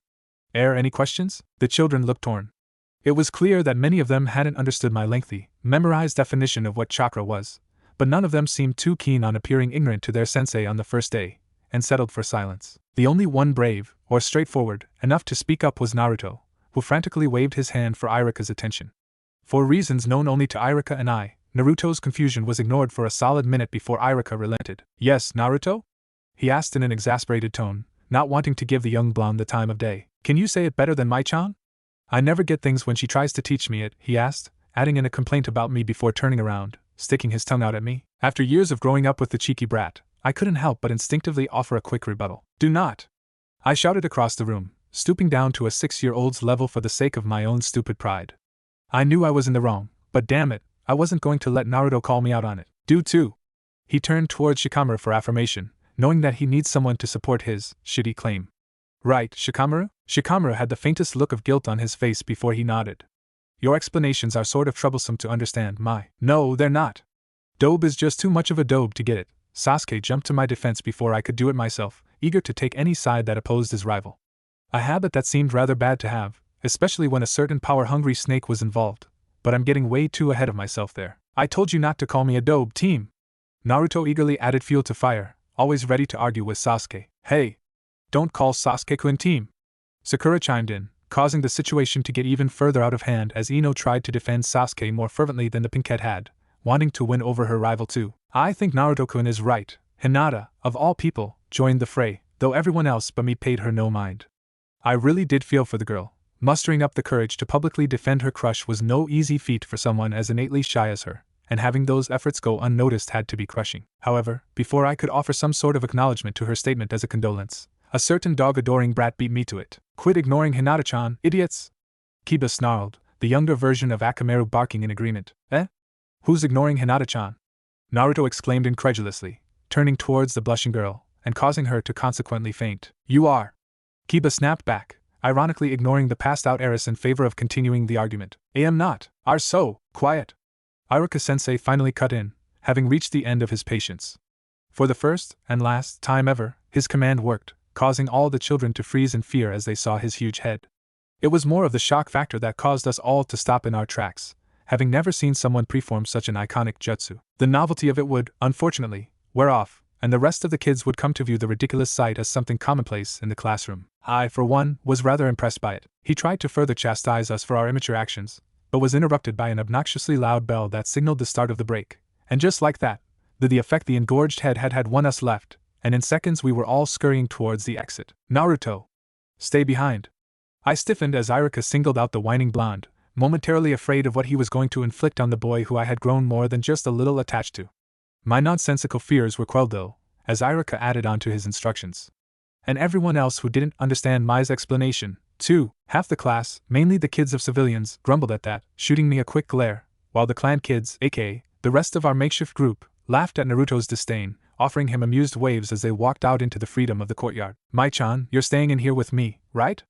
Naruto asked, panic rising in his voice as he realized he would most likely have to face Iruka's lecture alone. I cocked an eyebrow at the kid. "Now, why would I do that, Mai?" His voice trailed off the further I walked away. I pitied the kid, I really did, but not even I had enough love for him to suffer under one of Iruka's infamous extra lessons. A small, doubtful part of me wondered if I loved him at all, or if it was another one of my fruitless endeavors to finding something achingly familiar, brought our brother, in my life as my. Feelings of pity aside, I did try to tutor Naruto, once, back in the orphanage, and he had decided that he'd learn about the subjects in the academy, rather than hear another bad lesson from me. His need for extra lessons was nowhere near my fault, and that alone let me walk out of the classroom guilt-free. As I stepped outside, I found the main group gathered once more. I kinda feel bad for the dope. Nisan told me to never stay for Iruka-sensei's, supplementary classes. Sasuke struggled to get the last two words out, making a comically endearing face as he attempted to do so. Supplementary? I teased as I entered the circle, forgetting that I, as someone younger than the other rookies, shouldn't be able to surpass them in anything academic, not even enunciation. "How do you always know these things, Mai?" Choji asked curiously, eyes widened in awe at my expansive vocabulary that was, truthfully, only barely above average for the normal adult, but I couldn't exactly explain that to him. I settled for a non-committal shrug as a reply. "I don't feel bad for Naruto, I mean," Shikamaru commented, adding in the last bit as he saw our confused expressions. I was briefly taken aback at his cold input. Did Shikamaru hold some ill feelings towards Naruto after all? I mean, he grew up with Mai, right? So don't you guys think she would have already tried teaching him some of this stuff? He elaborated upon seeing more put-off faces. A faint touch of pink dusted my cheeks as I shook my head. Doubting the two boys' friendship was silly, especially when it had grown so nicely during the 2 weeks of orientation. "You have a point," Sasuke conceded, presumably because it was just a little too easy to imagine Naruto refusing my offers of help, wanting to make progress in his own way. Before we could make any further comment on Naruto's illogical reasoning skills, specifically when his pride was at stake, the bell rang once more. We begrudgingly shuffled back into the classroom, the allure of becoming a Konoha nin having already lost its charm long before any of us had entered the academy. To clan kids raised by and around shinobi, becoming one wasn't a choice, but rather a mandatory path in their lives.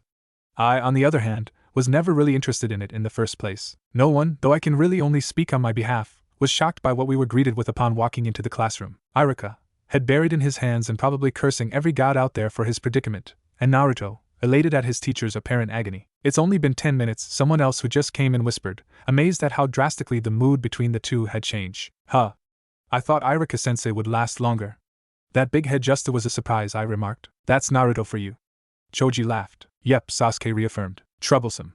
Shikamaru gave a weary sigh. The three of us confirmed what everyone seemed to not want to believe. "Now that everyone's back, can you all take your seats again? We'll start on the first lesson right now, which we would have already done if certain people hadn't decided that their argument was more important than their schooling." Iruka muttered the latter bit of the sentence, probably only meaning to say it to himself, but nonetheless the entire class heard his complaint. I decided against making another remark, which, at that point, might have driven him to the brink of insanity. Iruka couldn't have been older than 19, an age that indicated enough inexperience to allow most of us to pity him. I would have sent in my resignation letter right then and there, if I had gotten stuck with a group like us during my first year as an instructor. All right, he sighed, relieved that all of us had followed his instructions with no resistance. Today we'll be trying out a very basic chakra control exercise. I've put a leaf on each of your guys' desks, and I want you to pick it up and focus all your chakra to your forehead like so. He proceeded to demonstrate the activity on himself, smiling as he did so, before gesturing for us to attempt it too. Most of the kids, Naruto especially, pounced on their leaves, eager to do something that they saw as real training. I waited for a few seconds, baffled at the simplicity of our first assignment. Absent-mindedly picking up the leaf, I placed it between my brows, like I had so often done in the orphanage during my mock lessons with the genin. It instantly glued itself there, so easily that I found myself looking around the room in shock. Everyone else seemed to be struggling, which shouldn't have come as such a surprise to me, if I really had thought about it. Even the prestigious clan kids, the ones who had seemed to have started training the minute they popped out of the womb, had trouble keeping the leaf in place for more than a few seconds. Aside me, Hinata, who had come to as the rest of us had stepped into the classroom, seemed to be having an especially hard time completing the exercise. After unsuccessfully attempting it again, she, surprisingly, turned to me for advice. "Mai-san, can you please help me?" she asked, still using that soft lilt of hers, though there was more assertiveness in her voice than what I had remembered. That was peculiar. Maybe her bashful attitude and stutter were strictly reserved for all things concerning Naruto. "You don't have to use that suffix, but sure. Can I see how you're doing it?" I still felt strange about honorifics and such, but nevertheless agreed to her request. She nodded, biting her lip in concentration as she tried again. For a second, it seemed like she had succeeded, the leaf laying perfectly still across her forehead, but as soon as I started to congratulate her, it fell. It shamefully took a few moments for me to figure out what had gone wrong, but eventually I got a vague idea. "How are you expelling your chakra?" From what I could recall from the original series, the Hyugas used short bursts of chakra in their fighting style, and it seemed wholly possible that poor, innocent Hinata, who often forgot to take things with a grain of salt, had been convinced that that was the usual method of dispelling chakra in all situations. "I did it like Ota-san told me to, but it's still not working." She furrowed her eyebrows at this, confirming my suspicions. I cleared my throat, unsuccessfully trying to conceal my mirthful laughter at her naivety, one that only a child could have. "Try using more chakra, but spread it out evenly, and keep it up for a longer time," I suggested. Again, she bobbed her head up and down. The way her hair jostled along with her movements was amusing too, but thankfully, I didn't let out more than a giggle this time, and followed my advice. The leaf stayed plastered this time around. Unrivaled joy spread throughout her face, even reaching her pupilless eyes, as she realized she had pulled it off. In a moment fueled by pure excitement, we had grabbed each other's hands, beaming at one another in that way that only two friends can. Of course, as soon as she realized she had displayed what would be considered improper conduct by her clan, she had pulled away, reverting back to her usual self, face flared a shocking shade of red, and mumbled an apology. I was completely taken aback at her sudden change in attitude. What the hell had her clan subjected her to that made her view public displays of affection as something to be frowned upon? Had I been given the time to, I would have mulled over the clan's too brutal idea of how to teach etiquette for a bit longer. But, as fate would have it, I was immediately given something more alarming to fret about. Iruka was staring at me. More specifically, Iruka was staring at the leaf that was still stuck onto my forehead. I had miraculously kept it in place throughout Hinata and I's entire exchange, a period of time that even I knew was long enough to draw attention. My worries only doubled in size as his hand moved to jot something down next to my name on his seating chart. Even if my characteristic mock smile did a good enough job at concealing my internal panic, it did nothing to calm down the varyingly frightening scenarios that played out in my mind. The original plan of being an obscure presence in the Naruto world had been all but thrown out the window. The exercise came to end after that, and faintly I could hear Naruto and Sasuke bickering in the background, something about who had been able to keep their leaf on the longest. Whatever it was, I didn't catch it. If I wanted to hear one of their arguments, I could do so any other time they saw each other, which was far too often, now that we lived with Shisui, too preoccupied with figuring out a way to underplay myself. Eventually, at least I assumed it happened this way, Iruka got the two brats to postpone their quarrel to another day. Their noise was soon replaced by Iruka's voice, filling the room with useless information that'd render anyone as good as dead if they tried putting it to use in a real battle. Rather than listen to information that would be all but worthless the moment I stepped into a real fight, I spent the rest of that day overthinking myself into a bout of paranoia. Truth be told, many of the other kids in the class would have chosen to do the same if they had the option to, because no one had the patience required to sit through the lectures that Iruka attempted to give in his first year as an academy teacher. I prayed for the ever-so-helpful, grace-saving bell, while dreading what would come after it all at once. I was so certain that Iruka would let something slip to Shisui about the anomaly that I had displayed, insisting that I be put in a higher level class that fit my skill level, and essentially ending what little influence I had over the infinite possibilities that being in the academy gave me.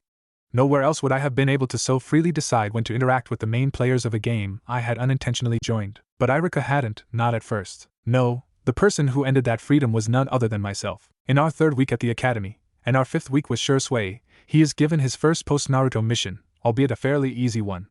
Shisui himself had requested it, confronting the Hokage about his sudden lack of work. The 3rd had wanted Shisui to spend a bit more time with us, while Shisui had wanted to go back to his pre-adoptee lifestyle the minute Naruto and I had become adjusted enough. They ended up compromising, as neither of them were okay with completely conceding to the other's demands. Shisui was to be sent on a mission, a short mission, but a mission nonetheless. Shisui-san? I called out to my, up to that point, favorite Uchiha, knees curled up to my chest while I shared the couch with the sleeping Naruto. Yes, my? He answered back, attention focused on putting all of his necessities into his pack. He no longer bothered with using an honorific with me. Irika-sensei was teaching us about Kekai Genkai and mentioned the Uchihas and the Hyugas. Are your eyes really important? I made a weak attempt at changing my tone of voice to that of a curious child, though admittedly I probably failed. I didn't really care though. Shisui was a child genius himself, so there was no way he'd ever think twice about my displays of slightly above average intelligence.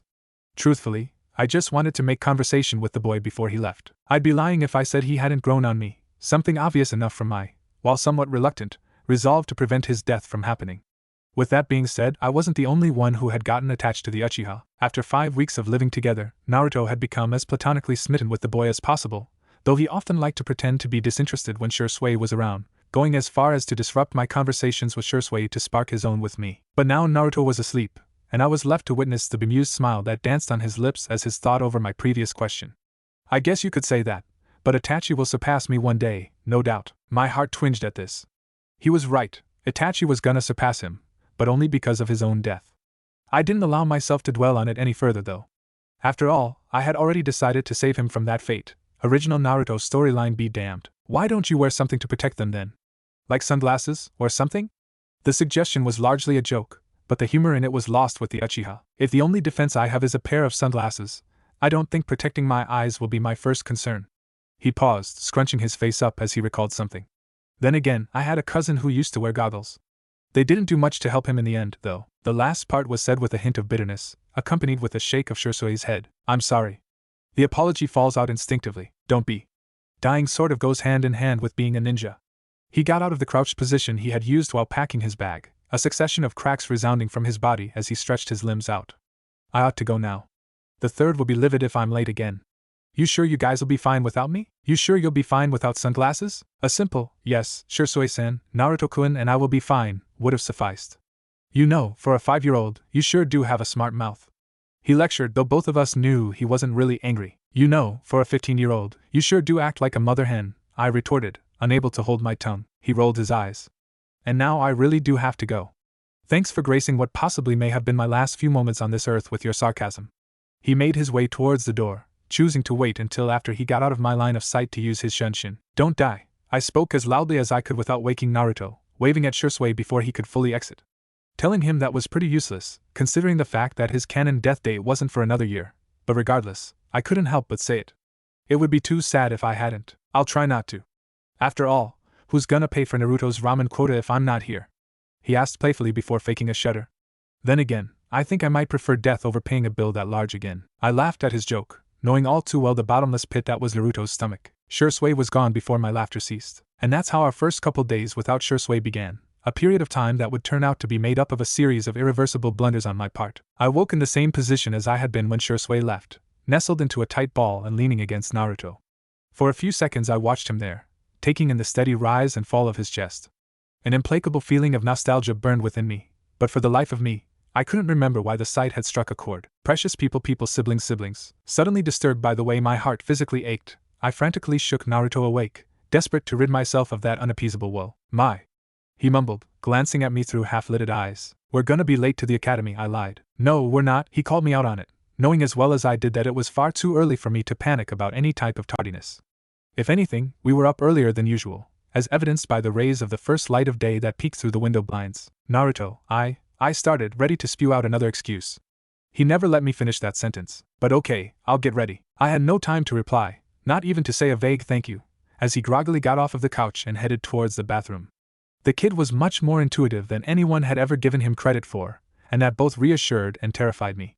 Was it me who had triggered those changes in his original personality, or had he always been that way? The door clicked, and I unwittingly breathed a sigh of relief, no longer petrified of something I couldn't even pinpoint. My heart rate slowed as the image of Naruto sleeping, was it Naruto that I had seen, faded into some dark corner of my subconscious, hopefully, never to be seen again. 5 minutes later, Naruto stumbled out of the bathroom looking as exhausted as he had been when he had initially woken up, despite the excessive amount of hours the boy slept on average. "Are we gonna leave now?" he murmured, squinting at me. There was nothing else I could do to stall for time, having already changed into my usual outfit before Shisui left. In all honesty, it was absurd to leave so early, but another second in the apartment would only result in Naruto falling back to sleep, and that was definitely something I could do without. Yeah, we lapsed into silence as we took the usual path to the academy, not used to not having Shisui there walking with us. Already it felt like our day had been offset, an unbearable silence falling around us. "So," I began, but stopped as I realized there was really nothing for me to say. "So," Naruto reiterated, still not fully awake. Another long pause occurred before Naruto vocalized what we were both thinking. "I miss Shisui." He accompanied his statement with a large pout, crossing his arms in a stubborn-like manner. "Me too," I agreed, frowning. Weren't the two of us used to being on our own? Before our agonizingly dull stroll could reach an even lower point, a familiar voice called out, its owner hidden by the early morning mist. Of course, there was no need for us to see who it was to identify them. What they said made who they were incontestable. Dobe, a part of me was grateful for the interruption. I didn't know if I could handle another minute with the quiet, half-asleep version of Naruto, but another part of me dreaded turning around to greet Sasuke, because I knew damn well that the possible future heir to the Uchiha clan would never be permitted to walk alone, especially at a time when so many Konoha citizens regarded the Uchiha with animosity. "Team!" Naruto yelled, promptly snapping out of his low spirits to sprint to our other Uchiha friend. I begrudgingly did a U-turn, adorning my signature cordial smile, the same one that had won Hinata over on our first day of school. "Naruto-kun." "Mai-chan," Itachi acknowledged. "Good morning, Itachi-san," I responded, praying to every deity out there that Naruto wouldn't run off with Sasuke. My prayers weren't answered. As soon as Naruto had reached the younger Uchiha, the two had engaged in excited chatter, rendering Naruto's sad mood void. They ignored each other's cheeky nicknames, probably because it was far too early to start a fight, and I stiffened as the pair walked past me. Naruto and Sasuke were definitely not this friendly in the original timeline. They seemed to be getting along quite well. Itachi appeared next to me before I could attempt to catch up to the two, his voice filled with mirth. I concurred, reluctantly accepting the fact that today's walking companion would be none other than Itachi Uchiha. "Do you two always leave this early?" I don't recall ever running into Shisui when I previously walked Sasuke. I couldn't tell if he was simply trying to make conversation, or if he was trying to discreetly assess why our routine had changed. "No, I decided to just come out with it, but Shisui-san left on a mission, and we couldn't sleep. Hokage-sama gave him a mission." "Already?" Itachi seemed genuinely surprised at this, his eyebrows raised by a hair. Shisui-san insisted. And suddenly he wasn't so shocked anymore. Both of us knew just how obstinate Shisui could be. He had gotten horrible food poisoning once, so bad that the Hokage was ready to issue out a warning about an intruder powerful enough to poison ANBU operatives until Shisui had admitted to eating far too many sticks of dango. Nevertheless, while looking like he was at death's doorstep, he had dragged himself out of bed to walk Naruto and I to and from school, intent on keeping his word despite Naruto and I's insistence that he shouldn't. "I see." In front of us, Sasuke laughed loudly, drawing Itachi's attention. Before he could look away, I caught a glimpse of regret in his eyes, and immediately I knew. The Uchiha massacre plan had already been brought up. Guilt gnawed at me, urging me to say something, anything, and so I did, making the first in a saga of mistakes. "Do you think violence is always needed in the shinobi world?" I asked with no intention of giving him time to answer. "I don't think so. I think it's stupid to resort to such drastic measures, and even more idiotic to try to justify it by saying that it's done for the good of the others," I blathered, tears welling in my eyes as I thought of all those innocent people I had seen in the compound. Before recovering from his stunned silence to interrogate me about my oddly specific words, Sasuke turned around and waved at Itachi. "See you later, Nai-san. You have to train me today." Sasuke beamed at his older brother while I took that opportunity to slip away from him, running to Naruto. "Mai-chan! You were right. We were almost late," Naruto exclaimed, making me realize how much slower we had walked after running into the two Uchihas. We had just now arrived at the academy, but all of our classmates had already begun to shuffle inside their respective classrooms. Reflexively, I grabbed Naruto's wrist and ran to catch up with them, while Naruto beckoned for Sasuke to come along with us. Together we sprinted, motivated by the thought of the lecture we'd receive from Iruka-sensei if we were late. We made it by the skin of our teeth, all three of us heavily panting by the time we reached the rest of our peers. "And Mai-san?" Hinata was the first to notice us, already sitting down in her seat. "Troublesome," How did you guys even manage to be late again? Dad said he saw you leave before us. Shikamaru shook his head in disbelief. Sasuke-kun looks so good when he's tired, Sakura commented loudly, making everyone who hadn't caught Uchiha fever falter. Before any of us, even Ino, could give her words a response, Iruka-sensei walked in, only a few seconds behind us, and the three of us scrambled to get into our seats before he could notice. Good morning, everyone. I'm glad that you're all here. We'll be doing something different today. He paused and waited for us to give a reaction. When he received none, he visibly wilted, but continued to speak. We'll be using taijutsu today in spars, instead of against dummies. Sasuke raised his hand. Yes, Sasuke-kun, but whoever gets to fight against Obe will end up fighting a dummy anyways, he spoke in an innocent tone, but he hadn't even attempted to hide the amusement in his eyes. Damn it, team! I'm gonna kick your ass, Naruto shouted, getting up out of his seat to dramatize his threat. Shikamaru, Choji, and I rolled our eyes, used to their bickering, but the rest of the future rookie 9 eagerly jumped in. You'd never win against Sasuke-kun. Sakura seethed at the thought of anyone trying to best her crush. Yeah. Ino nodded in agreement before she realized who she was actually agreeing with. Wait a minute. Don't defend Sasuke-kun. I'm supposed to be the one doing that. I don't think that was very nice of Sasuke-kun to say. Hinata nervously interjected, poking her 2 pointer fingers together. And I believe in Naruto-kun, she added. See? Hinata-chan thinks I can do it. Naruto stated proudly, making the Hyuga turn a shade of red that looked alarmingly similar to that of a tomato. Thankfully, her blush wasn't followed by a faint this time around. Hinata-chan believes in everyone. Damn it, Akamaru and I are gonna kick everyone's ass. Kiba snarled, baring his fangs. If all of you don't shut up, I'm gonna be the one to fight all of you. Iruka's big head jutsu made a reappearance, but this time, to his chagrin and my amusement, the future saviors of the world paid him no mind. I agree that Hinata-san equally supports us all. Shino nodded. Well, Mai-chan supports me too. Isn't that right, Mai-chan? Naruto swiveled around to look at me for encouragement. Yes, Naruto-kun, I do. If all of you keep talking, I will not allow any of you to spar today or tomorrow. Iruka warned, finally finding the right thing to hold over our heads. All of us clammed up, even the clan kids, who often got the chance to spar at home. Sparring with kids from other clans was a rare opportunity, one that made even the rowdiest of the bunch shut their mouths. Iruka smiled. Now let's go outside. Sakura and Iruka's voice echoed across the courtyard, and for a second I swear I heard God himself laughing at my predicament. And me? I stammered, turning to give the man a completely bewildered look. Did he really think I was capable of fighting? Yes, You. He raised an eyebrow at my immobile self. What? We have to start somewhere. My hands trembled as I walked in front of all my fellow classmates. Fortunately, Sakura seemed to be in the same state of frozen apprehension, and for a moment I thought that I might have gotten off easy. I, as always, would be proven wrong. Come on, Mai-chan. If you win, I'll tell Shisui-san to buy you an extra bowl of ramen. Naruto cheered. Naruto, ramen's your thing, Shikamaru drawled, drawing out a pout from the excited blonde. So what? Can't Mai-chan eat it too? I guess. Apparently, Shikamaru had decided the argument wasn't worth the effort. I didn't blame him. Arguing with Naruto was no better than arguing with a rock. Okay, listen up. I'll only explain this once. Each match will last 3 minutes. Iruka paused to hear everyone's disappointed groans, so choose your strategies carefully. And remember, while this might not be a real fight, please try to take your opponents seriously. Don't worry if things get too rough, I'll intervene. Something was off about Sakura. The anxious expression she had adorned was nowhere to be seen, and in its place was a fire burning with vigor. I blanched. In a puff of smoke, a whistle appeared in Iruka's palm, and before I even had the time to marvel over the sudden appearance of the little trinket, its sharp noise resounded throughout the academy grounds. Sakura lunged at me first, teeth baring as she left her chest unprotected in favor of pulling her fist as far back as she could. In the corner of my eye, I could see Iruka frown at her lack of defense, but he made no move to end the fight to correct her. Gritting my teeth, I ducked, allowing her fist to narrowly miss my head as I moved to counterattack. In her rash attempt to do as much damage as possible, she had thrown off her balance, not thinking that I'd dodge in time. Instinctively, my foot shot up, kicking her in her abdomen as she had tried bracing for her fall. A startled yelp escaped her lips as I made contact, but she recovered with a fervor, coming back at me with an even more vivid anger in my eyes. Stop talking to Sasuke-kun so much!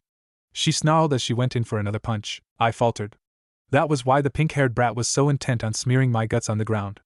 I didn't have time to reflect on her petulant resolve though, as my moment of hesitation had resulted in me taking a solid punch to the cheek. Unlike me, who had let her recover after my hit had landed, she attacked again, paying me back from my kick in the abdomen with one of her own. I skidded across the ground, barely able to get back onto my own 2 feet as she came at me again. What are you talking about? I asked, bewildered as I only just evaded another hit. You know what I'm talking about. she snapped, throwing a series of messy, imprecise punches fueled by her tantrum. I already stopped talking to Inopig for Sasuke-kun. Now he has to stop talking to you too. I was hardly able to stifle a groan at her childish reasoning. I wasn't really able to fault her for her feelings. She was just a kid after all. But fuck, it was going to be annoying to fix this mess. Stop throwing random punches, I spoke between each hook she threw, finally stopping her by grabbing a hold of her wrist as she, once again, put too much force into her movement, sending her body toppling forward. I remembered this. Remembered those days I had watched the genin spar while playing ninja. There was no way in hell that I could have mastered their moves by simply watching them, but I had gotten a vague understanding of them. Using her own momentum to my advantage, I roughly tugged her towards me, accelerating her fall. As she passed me, I raised my elbow and quickly threw it downwards, catching her right in her back. She gasped as I did so, the wind completely knocked out of her by the time she actually touched the ground. I didn't have long until she got back up. She recovered fast for a 6-year-old brat, so I threw myself on top of her, straddling her and pinning her arms behind her back. "Get off of me," she spat, turning her head around to give me the meanest glare I've ever received from a child. "You stop talking to Ino-chan for a boy?" I asked incredulously, ignoring her demand. "Humph." She refused to respond, but a quick glance at the blonde in question gave me enough of an answer. Standing with the class, arms crossed and tears welling up in her eyes, Ino blushed as she heard her name. I'll be honest, it was cute, adorable, even, that the two were bickering over the Uchiha that I had accidentally befriended, but there was no way in hell that I was going to let them drag me into their petty fight too. "Get over it." She did a double take. "W what?" I resisted the urge to roll my eyes. Friendships are worth 1,000,000 times more than a prepubescent boy whose only ambition, as of now, is to spend more time with his brother, I lectured, not catching the way Irika's eyes had widened by a fraction of an inch. This, as it would later turn out to be, was my second mistake of that day. "You'd never understand, you hang out with all of them. I'm not like Ino. I don't have any clan. Sasuke-kun would never look at me if I was with her," she argued back, eyes watering to mirror the blonde she had referenced. She looked away from me, choosing to face the dirt rather than look me in the eye. I opened my mouth to attempt to reason with her even further, but before I could, Irika's voice ended the fight. "Time." Reluctantly, I hoisted myself off of the pinkette, and she flushed a bright red as she realized she had let her anger get the best of her. "You guys did good for your first spar," Irika spoke gently as he realized the girl's embarrassment. Thank you, Irika-sensei," she mumbled, moving to get away from our classmate's eyes. I followed her actions, heading back to where a joyous Naruto, a half-asleep Shikamaru, a snacking Choji, and a slightly pink Sasuke stood. "Mai-chan! That was so cool. I mean, you got hit, but that was still so cool." Naruto pounced on me, embracing me in a tight hug and efficiently drawing out a wince. "Dobe. She's injured, can't you tell?" Sasuke asked, head tilted upwards to exude an air of haughtiness. His voice, however, lacked the condescending tone that was needed to complete his act. It was a pleasant change from what I had remembered of the solemn boy in another life. "It's fine," I said, laughing it off, but by then Naruto had violently recoiled. He looked genuinely terrified of the droplets of blood that had begun to seep out of the rather shallow scrapes. "Mai-chan! You're gonna die!" he exclaimed, eyes widened to give a melodramatic flair. I suppressed a giggle. "No, I'm not. It's just a flesh wound," I reassured. He looked skeptical, but before Naruto could further insist on my imminent death via blood loss, Irika had cleared his throat, gathering the class' attention once more. "Naruto, Shikamaru, you're up next." I froze. That wasn't supposed to happen. Naruto and Shikamaru were never the ones who had had a rivalry during their time within the academy. Bile threatened to creep up my throat as the two glanced at each other, giving a non-committal shrug before making their way towards the center of the courtyard. Next to me, Sasuke had stiffened too, amusedly looking at Irika's broad smile as the two boys got into position. His confusion was absolutely justified. Our first few weeks at the academy had been filled with Naruto and Sasuke's petty bickering, and no one had doubted their inevitable fight. "That's weird," Sasuke vocalized. "Very," I agreed. The whistle was blown, and immediately my eyes were glued to the two. Shikamaru stood stagnant, letting Naruto make the first move. Unsurprisingly, he made the same mistake that Sakura had, lunging at Shikamaru with all of his might without regard for any unfavorable outcomes. As predictable as Naruto's move had been, Shikamaru had followed the pattern too, dodging and allowing the blonde's own momentum to throw him off balance. Then things began to deviate from Sakura and I's fight. Unlike either of us, who had fallen and had to take the time to recover, Naruto somehow displayed control over his landing, rolling instead of sliding against the dirt. He bore a triumphant grin as he came back at Shikamaru. "Tch, troublesome," Shikamaru grunted, now barely leaping out of the blonde's way. Naruto's leg shot up, grazing Shikamaru's shoulder as the latter countered with a jab to the blonde's calf. My eyes barely comprehended the two's abnormally sharp movements. There was no way that this Naruto was the one who had once been considered dead last. Naruto joyously laughed at the hit, retreating back and getting ready to launch another attack against his friend. Everyone's eyes were stuck to Naruto's swift movements as he feigned a punch, causing the soon-to-be genius tactician to duck right into a raised knee. Gotcha! Shikamaru tensed as Naruto moved towards him once again, unrelenting. I forfeit. Naruto stopped right in his tracks, stumbling as his face went through a variety of expression, first looking confused, then aghast. Shikamaru! Naruto protested. Shikamaru! The rest of the class, Iruka included, echoed, looking at the lazy boy in disbelief. The boy on the receiving end of everyone's astonishment stood up straight, dusting the dirt off of his pants before firmly crossing his arms. This is too troublesome. Shikamaru-kun, in a real battle, you won't be able to use that as an excuse, Iruka chastised, frowning. But Iruka-sensei, this isn't a real battle, Naruto answered in place of the Nara. Yes, Iruka started, sighing exasperatedly, but the point of sparring is to simulate a real one. What does simulate mean? Hinata timidly spoke up. Iruka looked around at all three of the children who were ambushing him, overwhelmed. Apparently, he had decided it wasn't worth the effort. Never mind, forget about what I said, let's just get on with the next round. Hinata, though still looking confused, nodded, while Shikamaru gave a satisfied hum, and Naruto pouted. Hinata and Sasuke. What?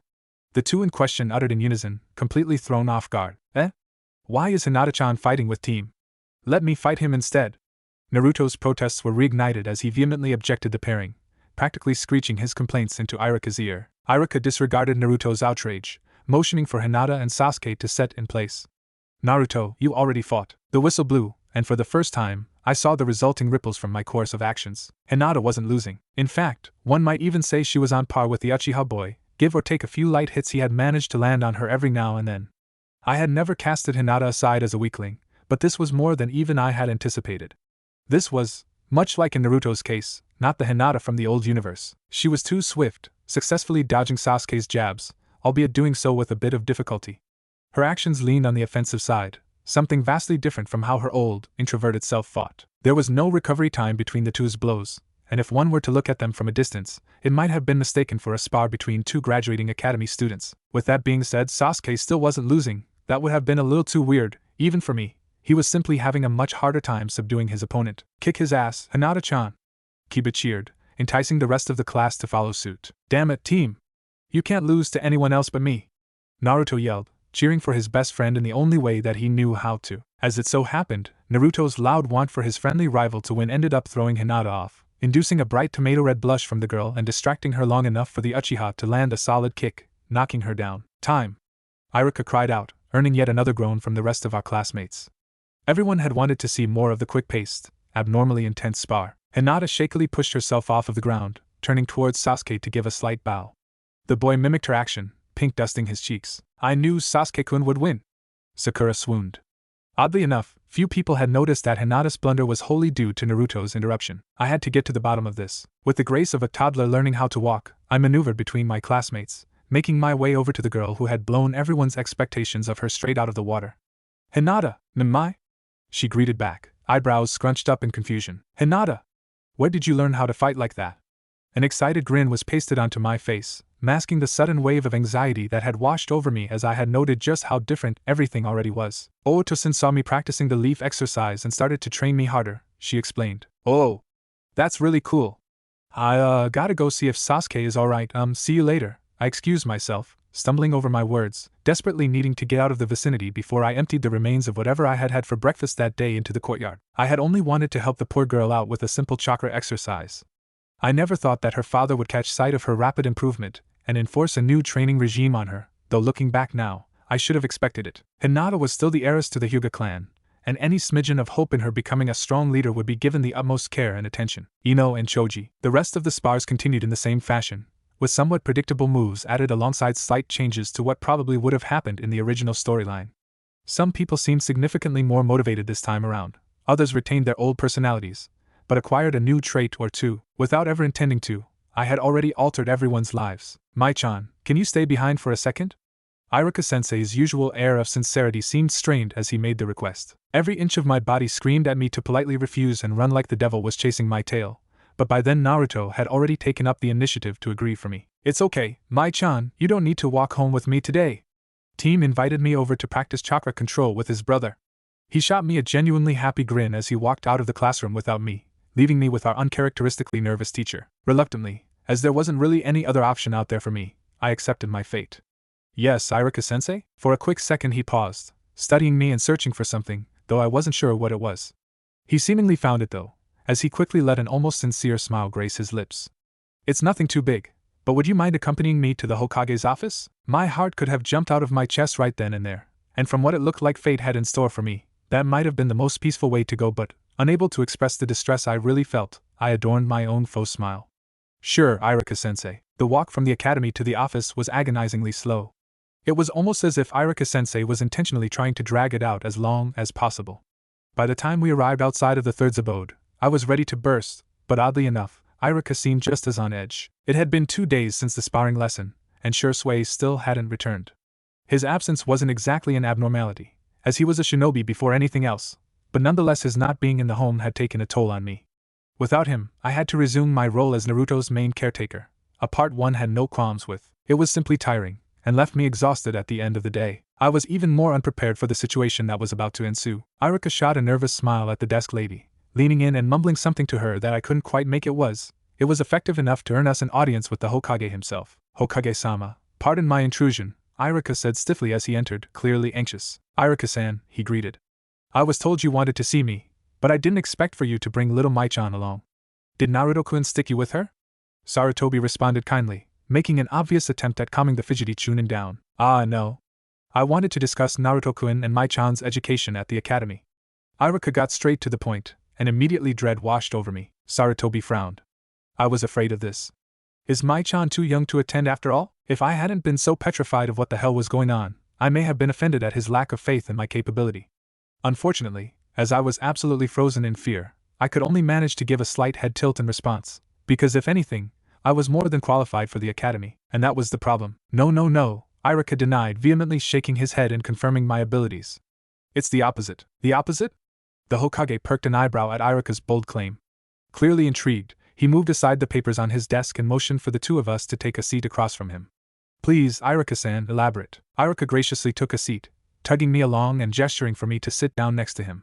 Unable to reject his silent request without making it seem odd, I did as I was told, figuratively biting my tongue to keep from breaking and spilling every damn secret that I had. This atmosphere was just way too intimidating for me, and the skittish manner that Irika was carrying himself with didn't exactly ease my worries. I'm not sure how to phrase this, Hokage-sama, so forgive me if I come across as impudent, but I just don't think we placed Mai-chan in the right class, or even in the right path. The way she examines situations and appropriately responds to them, and her level of skill is far beyond what someone her age should be able to manage. Too on edge to state things in a concise manner, Irika seemed to be justifying his own thoughts as he went on. Realizing this, he paused to recollect himself. I believe we should evaluate Mai and place her in the appropriate class to hone her talents. You think she's too advanced to be a first-year academy student? Sarutobi inquired, pressing for more elaboration out of Irika. Yes.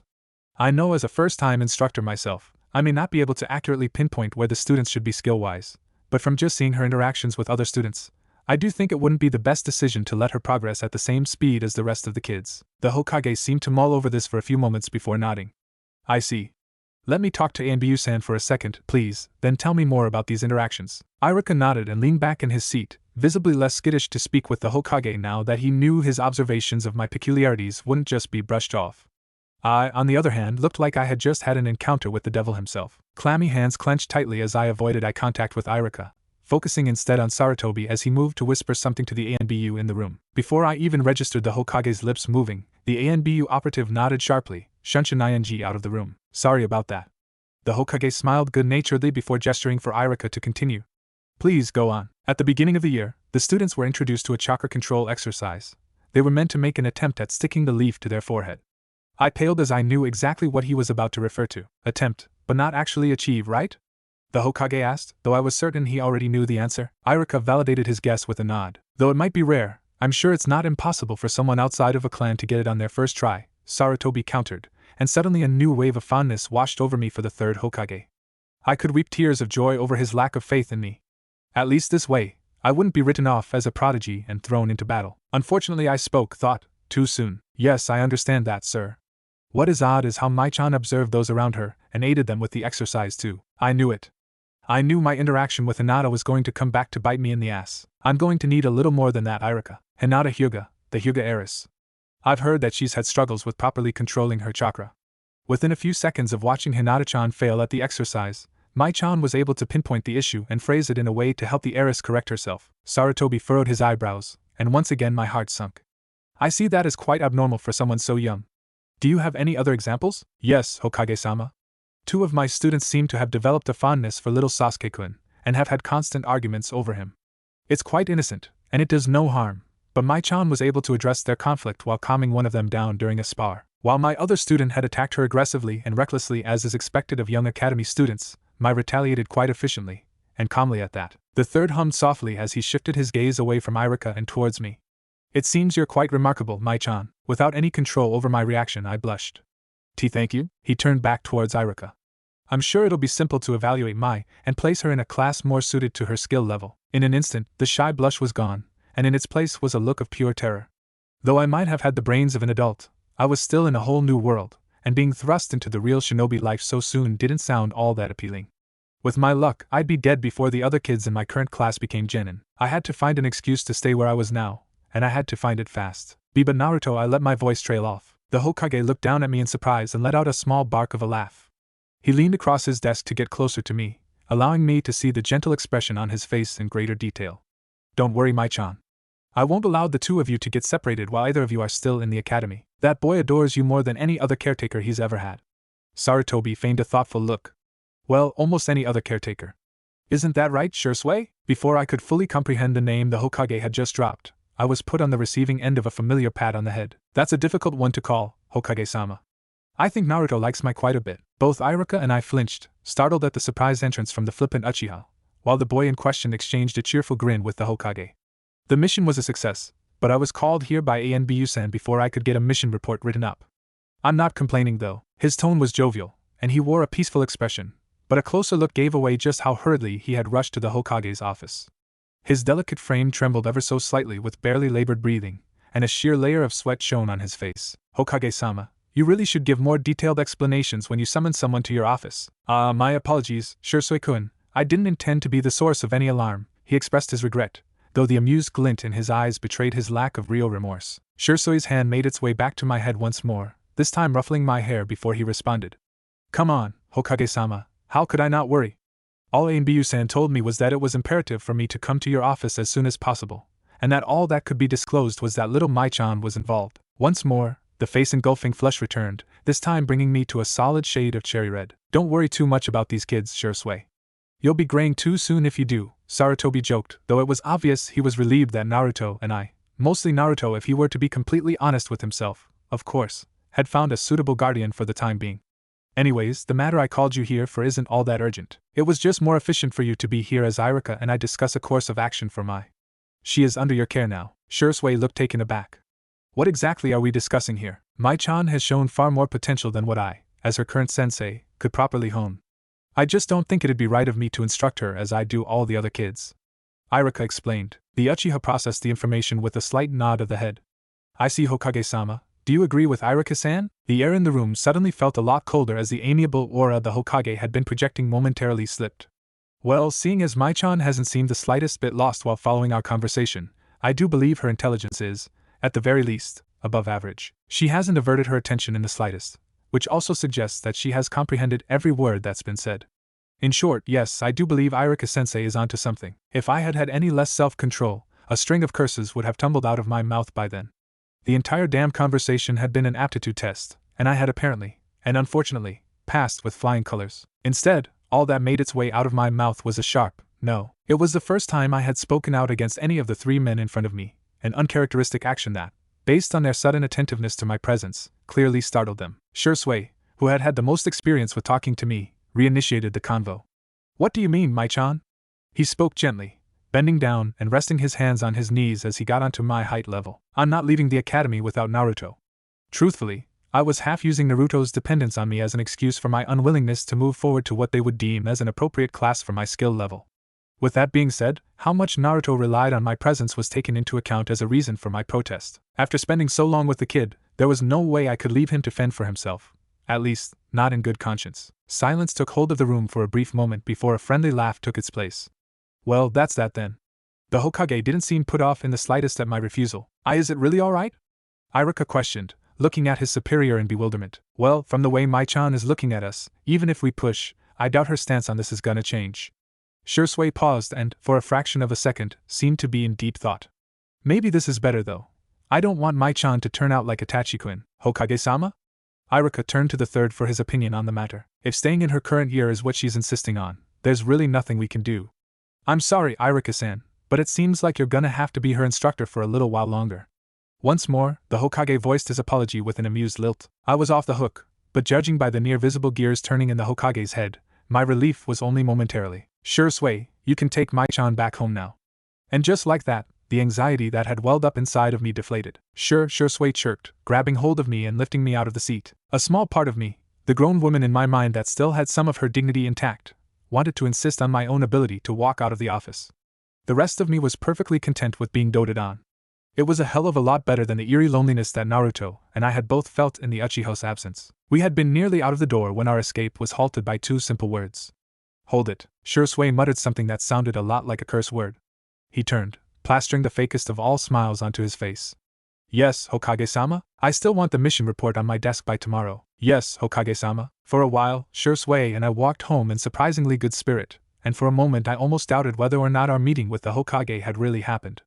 It seemed like an outlandish dream. There was no way I could let myself get more deeply involved with the shinobi world as a whole. I was already screwed enough as it was. Shisui called, breaking me out of another one of my pity parties. I hummed in response and looked down, avoiding his gaze. Judging by the cautious tone he had taken up, I was about to be dragged into round 2 of the unwanted proposal.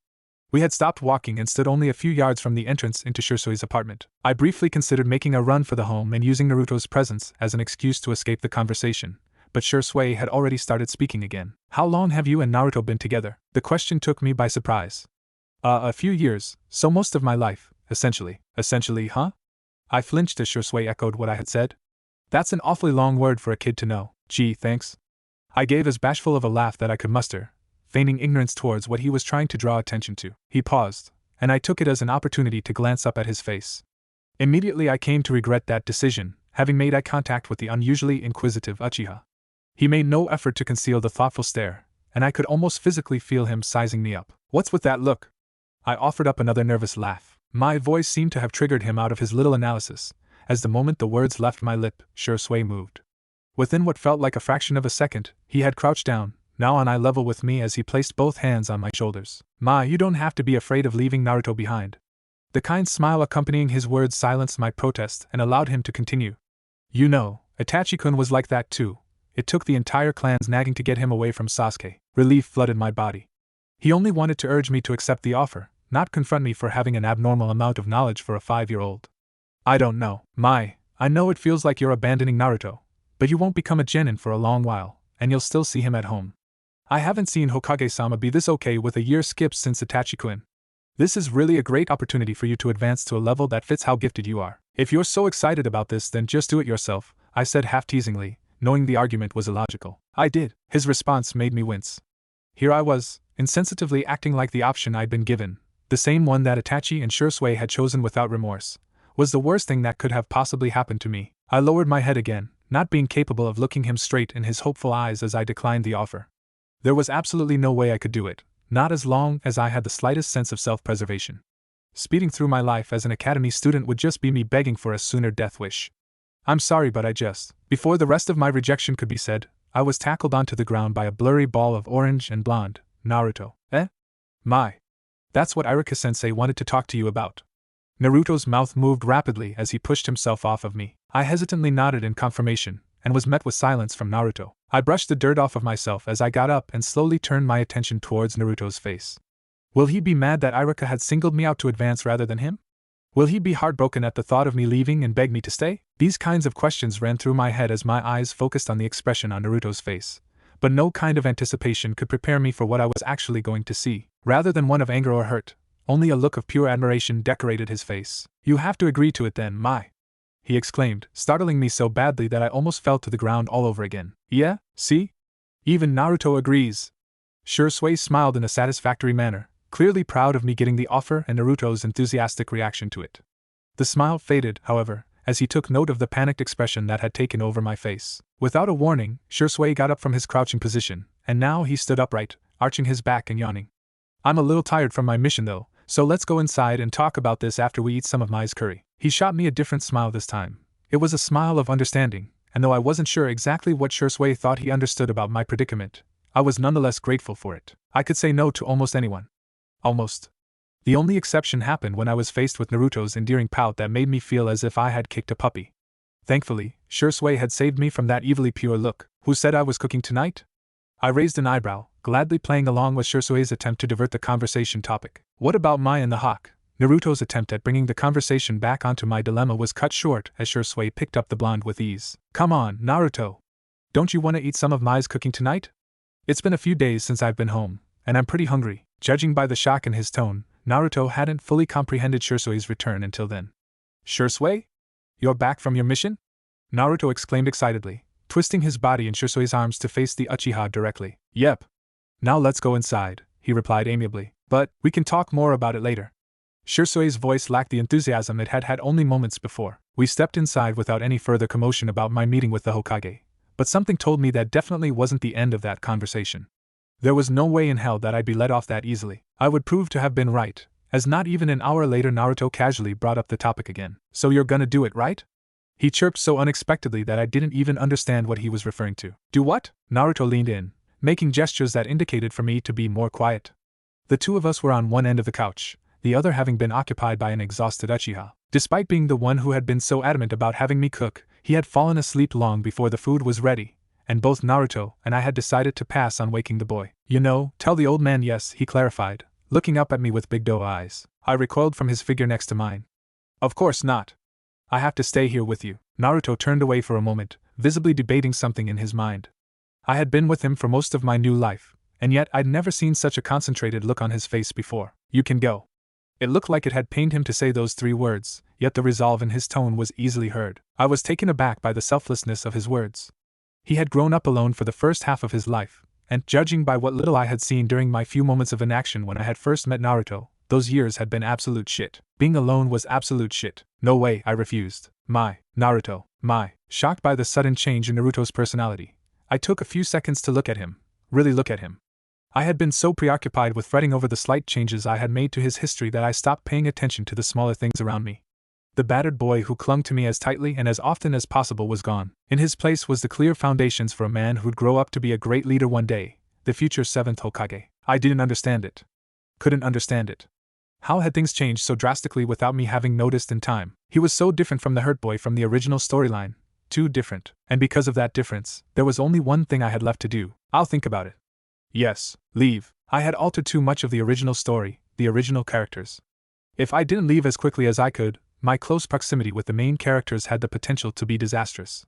The further I could get from Naruto and his friends, the better. As much as I hated to admit it, I had grown attached. He nodded vehemently, satisfied with my response.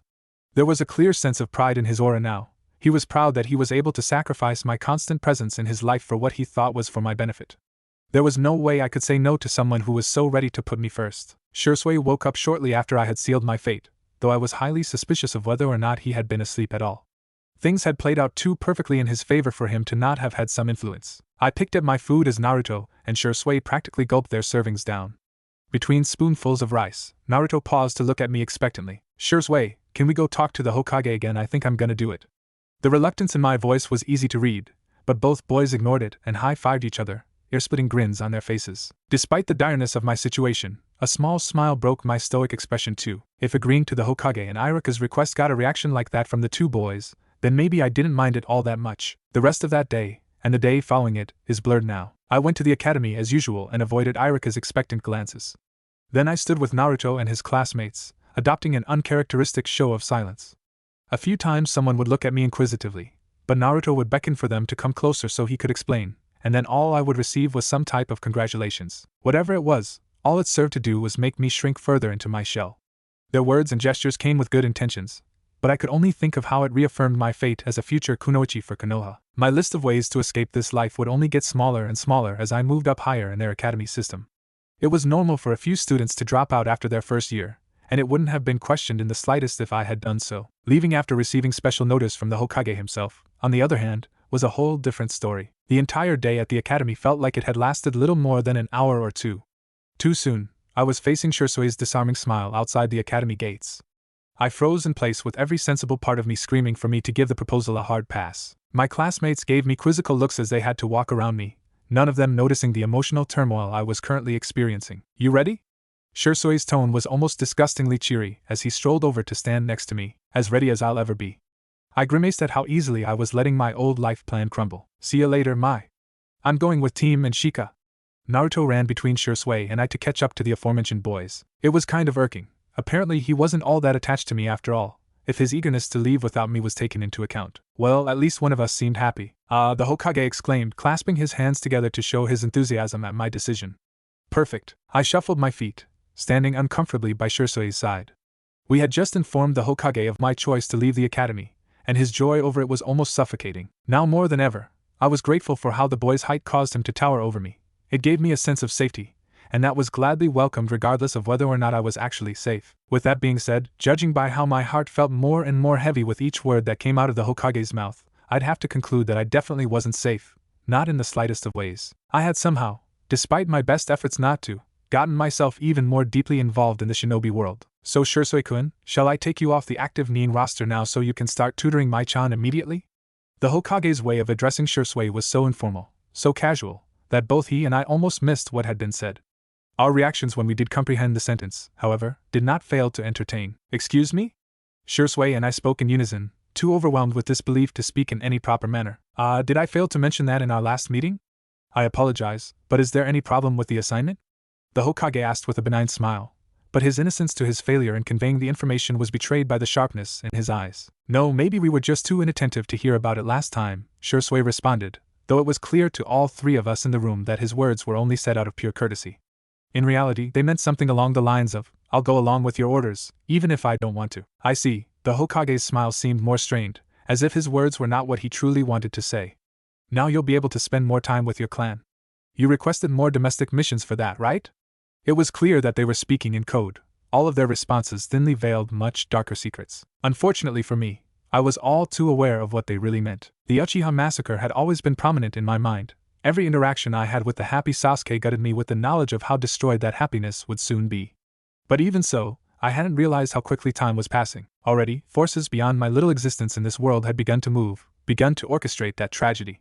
For all I knew, Obito could have been conspiring with Danzo at that very moment, or Danzo was working out the kinks in Shisui's murder. It took every bit of what I had amassed from both my lifetimes to not expose myself with one of my infamous panic attacks. Instead, I carefully recomposed myself and began to listen more attentively to their conversation. Be sure to inform me if anything interesting transpires. With Mai-chan's progress, I mean. That was definitely not what he meant. In that moment, Shisui appeared older than ever to me, adorning a fake smile. Of course, Shisui turned to me, looking down at me with an expression I had never seen on his face before. It was the image of pure resignation. He was fully aware of what he was really agreeing to by accepting his position as my new instructor. There was something else there, though, a lingering sadness in his eyes, one that was only emphasized by the delicate framing of his lashes. He placed his hand on my shoulder that was furthest from him, using it as leverage to pull me closer to his side. I guess I'm your new sensei. His words came with a lopsided grin, but that did little to conceal the hurt that he had accidentally revealed to me just moments before. His maturity often baffled me, and now was no exception. Fighting tears at how ugly the world had to be to place a child in such a precarious situation, I gave him my own faux display of enthusiasm at our new predicament. If you're not careful, I'm gonna get stronger than you one day, Shisui-sensei. I'm glad you two have no apparent issue with this. For once, the Hokage seemed genuine as he himself thinly masked his own sadness at what he was asking Shisui to do. I'll leave the training regimen up to you, Shisui-kun, but I advise you to not be afraid of straying from the traditional academy education. I advise you to use the Uchiha grounds for this. But if need be, the third training ground will be open to you too. I struggled to hide my annoyance at how confident he was that I'd eventually come around to the idea of leaving Naruto on his own at the academy to focus on my own improvement. Arranging for an entire training ground to be kept open wasn't a spur-of-the-moment decision. He had to have asked for it the minute we left the day before. Did I really seem that unloyal to Naruto? It took a few seconds for Shisui to respond. I appreciate it, Hokage-sama. He, too, seemed irked at the arrangements the third had made for our training. And with that, for simple words that were probably often spoken by many active shinobi, both our fates had been set in stone. I repressed the urge to flinch away as Shisui stuck out his hand for me to hold, signaling that the meeting was over. Begrudgingly, I took it, my own way of choosing compliance in the direction life was tugging me. We walked out of the tower in dignified silence. Both of us were too preoccupied with mulling over our future course of actions to spare time for useless small talk. I was in no mood to put up a front for the boy, and, going by his scarcely concealed frown, he was in no mood to entertain me with false appearances either. It would have been a relieving break from my show of feigned ignorance had I not been fretting over just how absolutely fucked I was. Training ground 3? Shisui spoke thoughtfully, apparently tired of the eerie quietness. Unless we were too inattentive to hear again, then yes, I quipped back, unable to keep my vexation under wraps for any longer. Would you accuse the Hokage of purposely withholding information? His voice rose in pitch as he defended himself. An almost maniacal grin manifested on my face as I caught note of his slip-up. He was too off guard around me, though to be fair, I would be too. All he saw from his perspective was a little kid who might have had good observation and comprehension skills. Who said anything about purposely withholding information?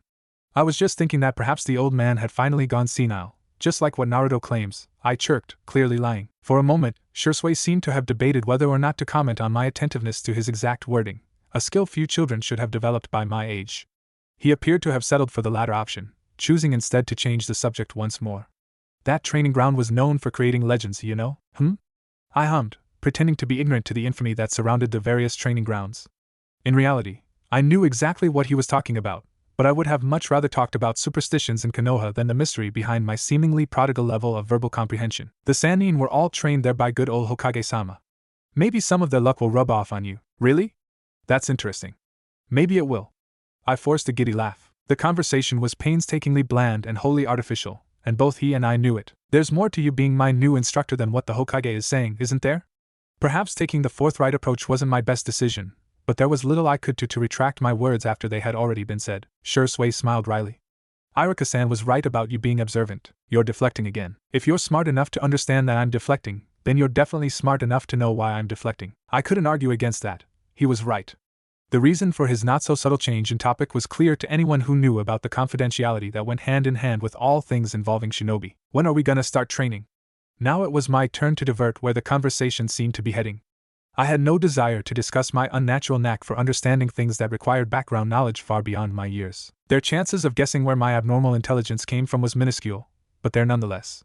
Call me bats-hit crazy for it, but I had no intentions of testing God's charitability when it came to things involving the train wreck of a life that I'd been twice given. Tomorrow. Meet me at the training field after I drop off Naruto.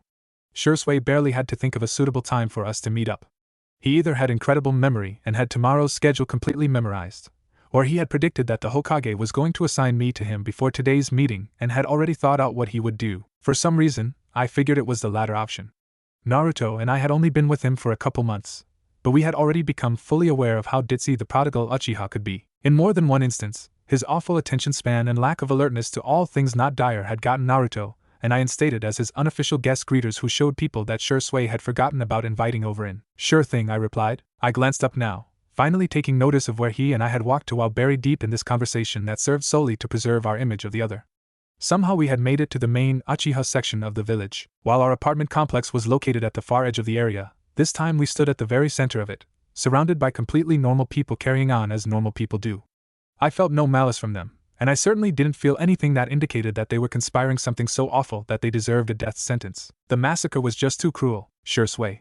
Mai-chan, Itachi greeted, conveniently being in the same area as Shisui and I, like I always did, flinched back in acknowledgement of his presence, but the two boys were used to this behavior now and paid little attention to it. Itachi-kun!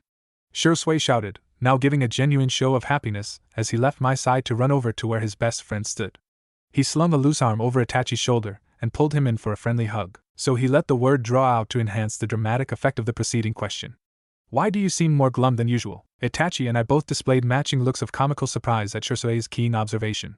While we were both well aware of the young boy's position in Konoha's A and B unit, he rarely showcased any of his abilities. While reading emotions was a skill that was expected to come at ease to shinobi, being able to read the emotions of a fellow ANBU operative was a whole other story. Sasuke is with Naruto-kun and Narasan, Itachi stated, not bothering to elaborate further on why that fact upset him so much. While I was visibly confused, Shisui immediately nodded in understanding, and a grin that alluded to soon-to-come unrelenting teasing made its way onto his face. Is the ever-so-stoic Itachi-kun feeling left behind by his little brother? I blinked, unable to comprehend what I had just heard. There was no way Itachi slaughter my entire family rather than search for a less gruesome alternative. Uchiha could feel jealousy over such a petty situation. It just wasn't possible. But judging from the soft flush of pink, a blush, that spread across his cheeks, Shisui had hit the nail on the head. Itachi avoided answering his inquiry. Sasuke-kun can play with who he wants with. Yes, he can, but the question is, do you want him to? I have no control over what he does. That was a definite no. If the idea wasn't so absolutely preposterous, I would have sworn that the younger Uchiha had momentarily pouted. Standing alone, the circumstance that I was in was absolutely hilarious. Few people had ever witnessed a child prodigy actually acting like a child before. When paired together with my knowledge of the tragedy that was about to ensue, however, the air seemed much less light-hearted to me than it probably did to the two boys. It was truly harrowing. My mind could barely grasp the fact that this gentle, blushing boy in front of me would forego his innocence and kill his family, all for the sake of a village that would ultimately fail to protect the brother that he had committed all those atrocious crimes for anyways. Even a reincarnated fuck-up like me couldn't understand how cruelly ironic this boy's future was destined to be. What frightened me even more, though, was that, if I really thought about it, I couldn't bring myself to condemn the feelings behind the coup. I hardly had the right to fault the clan for the course of action they had decided to take when I had felt that same unquellable rage that motivated them before, too. People could be so ugly, so cruel, that every bit of me wanted to empathize with the Uchihas. Though they had committed no wrong, the village still turned against them and even had the nerve to accuse them of starting the horrific QB attack. Could I honestly blame them for feeling anger at a village who had forsaken them despite the sacrifices they had made for that very same village? The answer, if I allowed myself time to delve deeper into the situation, was no, especially from someone like me. I had experienced the wrath of the village firsthand by growing up with Naruto, and I would be lying if I said I never once thought of retaliating against one of Naruto's many abusers. Come on, Itachi, let's go take Mai to where Naruto. Then you'll have an excuse to spend some time with Sasuke while we update Naruto on where Mai's gonna go. Mai's going somewhere? Itachi questioned, ignoring the small insinuation that he wanted an excuse to find his little brother to acknowledge that other tidbit of information. As he asked this, he moved along with Shisui when the boy walked back to where I stood, something that presumably meant, yes, I will accompany you to find the kids. It happened so fast that I probably forgot to tell you. The Hokage wants Mai to go through the academy course with a private instructor, and he ended up choosing me to fulfill that role, Shisui spoke, and now it was his turn to blush. Is she? No, probably not, thankfully. I cocked my head to the side, looking at the two of them quizzically, but before I could vocalize my confusion, Shisui had grabbed hold of my hand. Let's go find the brats. Shisui, you're still a brat, Itachi butted in. If I'm still a brat then you definitely are too, Itachi-kun, Shisui mocked the honorific, turning the mood to a jovial one once more. The hum of resignation ended the conversation, and we walked towards their training grounds without any further bickering. Strangely enough, the stillness was now comforting, not alarming. Even Itachi's close proximity didn't set me off. In return, he seemed unbothered by me. Apparently my outburst the week before hadn't caused him to question my character too much. But like it always is, the peace was brought to a premature stop. Itachi. Shisui-kun. And Mai-chan? A sweet voice called out to the three of us, causing our trek towards the boys to halt. Mikoto Uchiha was a refined woman, that much I could tell. Even when enthusiastically waving her hand and making gestures that would usually make one look like an overexcited idiot, she somehow managed to do those silly actions with effortless grace. Had I still been who I was in my past life, Rosalind Rosiero Sierrasi, I might have found her on the receiving end of pointless envy. But I wasn't whoever I was before. A girl whose name could probably no longer even trigger a feeling of nostalgia if it were uttered. That girl was dead, just as dead as Mikoto would be, and so instead of senseless jealousy, all that consumed me was unadulterated sorrow at the woman's inevitably looming demise, a tragedy made even more tragic, because the Naruto world didn't already have enough as it is, as the death would come at the hands of the one whose name she had just cried so endearingly. Mikoto-san. Shisui had responded to her greeting in place of Itachi and I. His voice contained enough zeal for all three of us. It feels like I haven't seen you in a decade, Shisui-kun. You know you're always welcome in our home. Mikoto's ardor was incapable of being brought down, even by a notch. Cousin, Itachi spoke flatly, apparently used to his mother's unintentionally overwhelming gentleness, a combination I hadn't known was even possible to have until that very moment. Despite how saddened I was to see Mikoto while knowing of her future death, Itachi's embarrassment was so out of character that I had to stifle a laugh. Who could have guessed that Itachi Uchiha, the infamous clan genius, was capable of feeling a normal, everyday thing like embarrassment at your parents? It was just something so common, so human, that I thought the boy would have been exempt from it by now. Shisui ignored Itachi's clear annoyance at his mother's familiarity with him, his best friend. Sorry, Mikoto-san, I don't meant to be away from the clan for so long.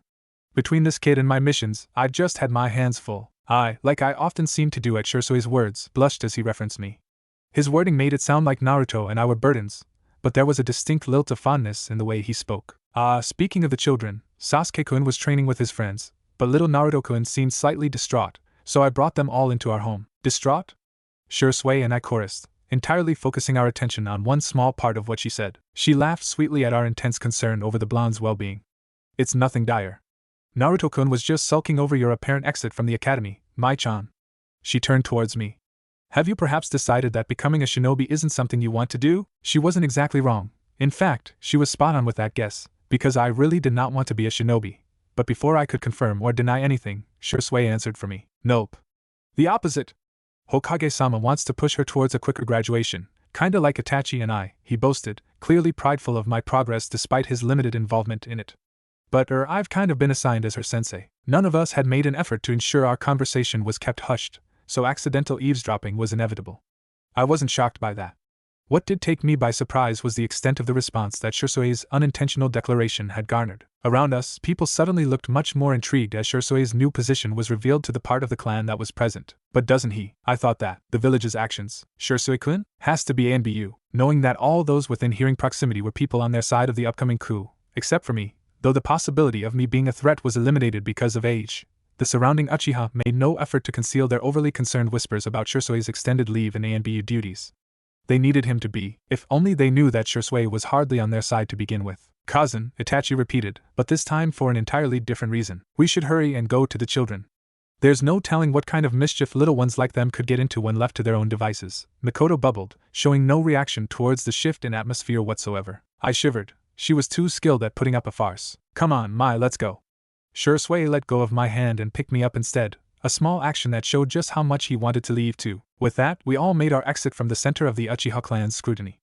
Our pace was as conspicuously brisk as we could make it, something that, to me, said all that needed to be said about their attitudes towards the impending coup.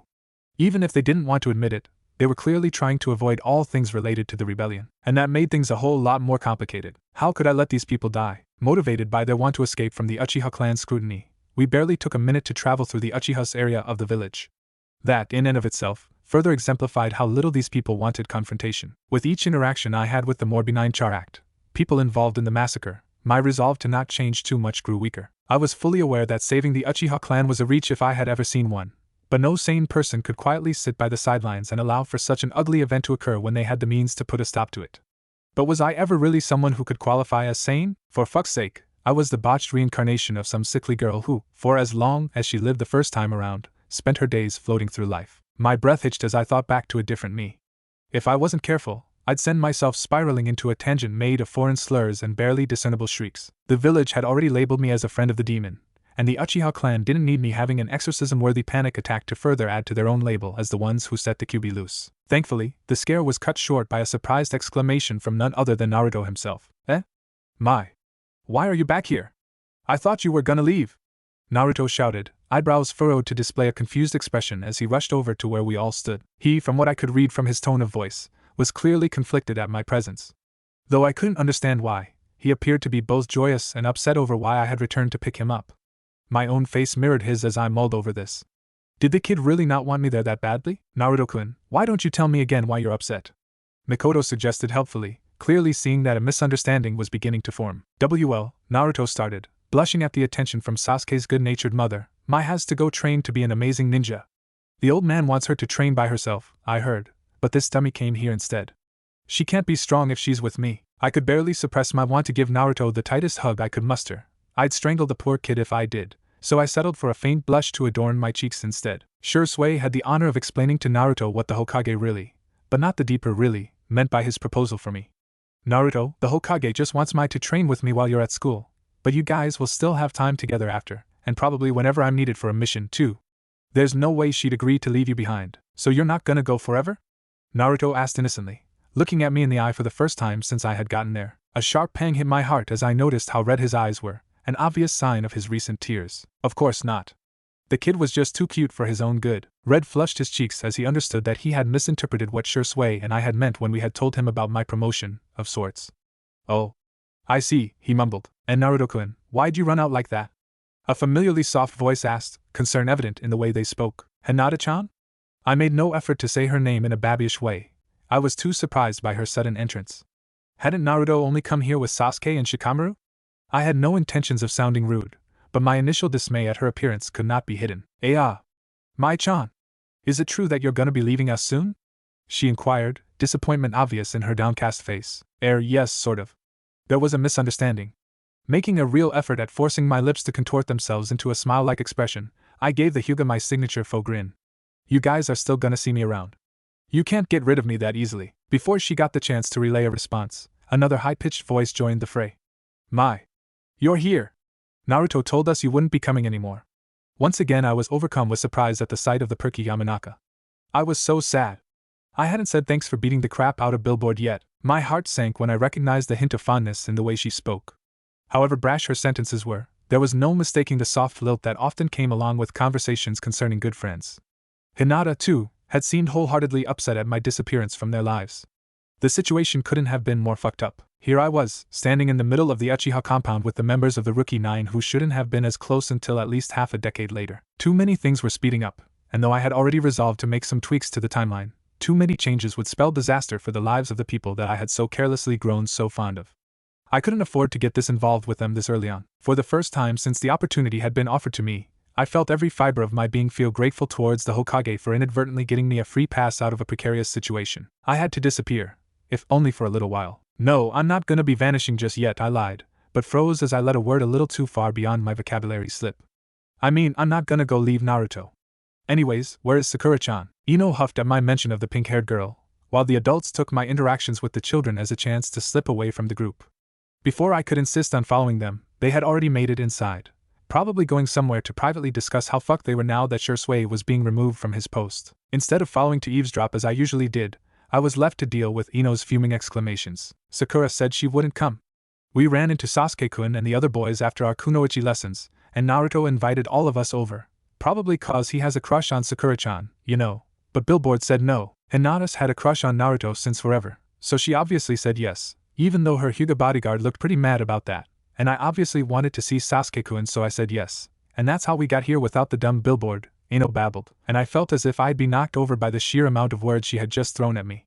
Talk about an overload of information. I see, I mumbled, momentarily adopting the Hyuga heiress characteristic stutter. Hey! Why you gotta go talking about how I feel about Sakura-chan like that? Naruto hollered, now just as aggravated at Ino.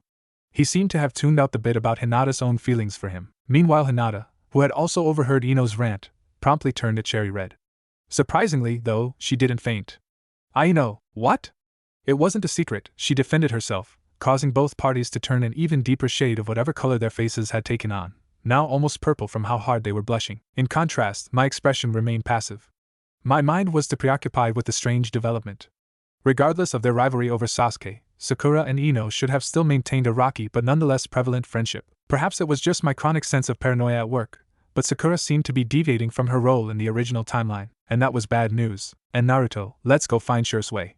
I gave no regard to them being in the midst of a conversation as I nervously tried to distract myself by preoccupying my mind with an insistent need to find our guardian. Okay, Naruto stuttered back, sensing what little hint of anxiety that had leaked into my voice. He had grown too sensitive, too attuned to my feelings. Naruto, too, was someone that I'd have to find escape from. I couldn't afford to ruin the future of the one person who was fated to save the world. As Naruto and I began to move inside, Hinata's soft voice could be faintly heard behind us.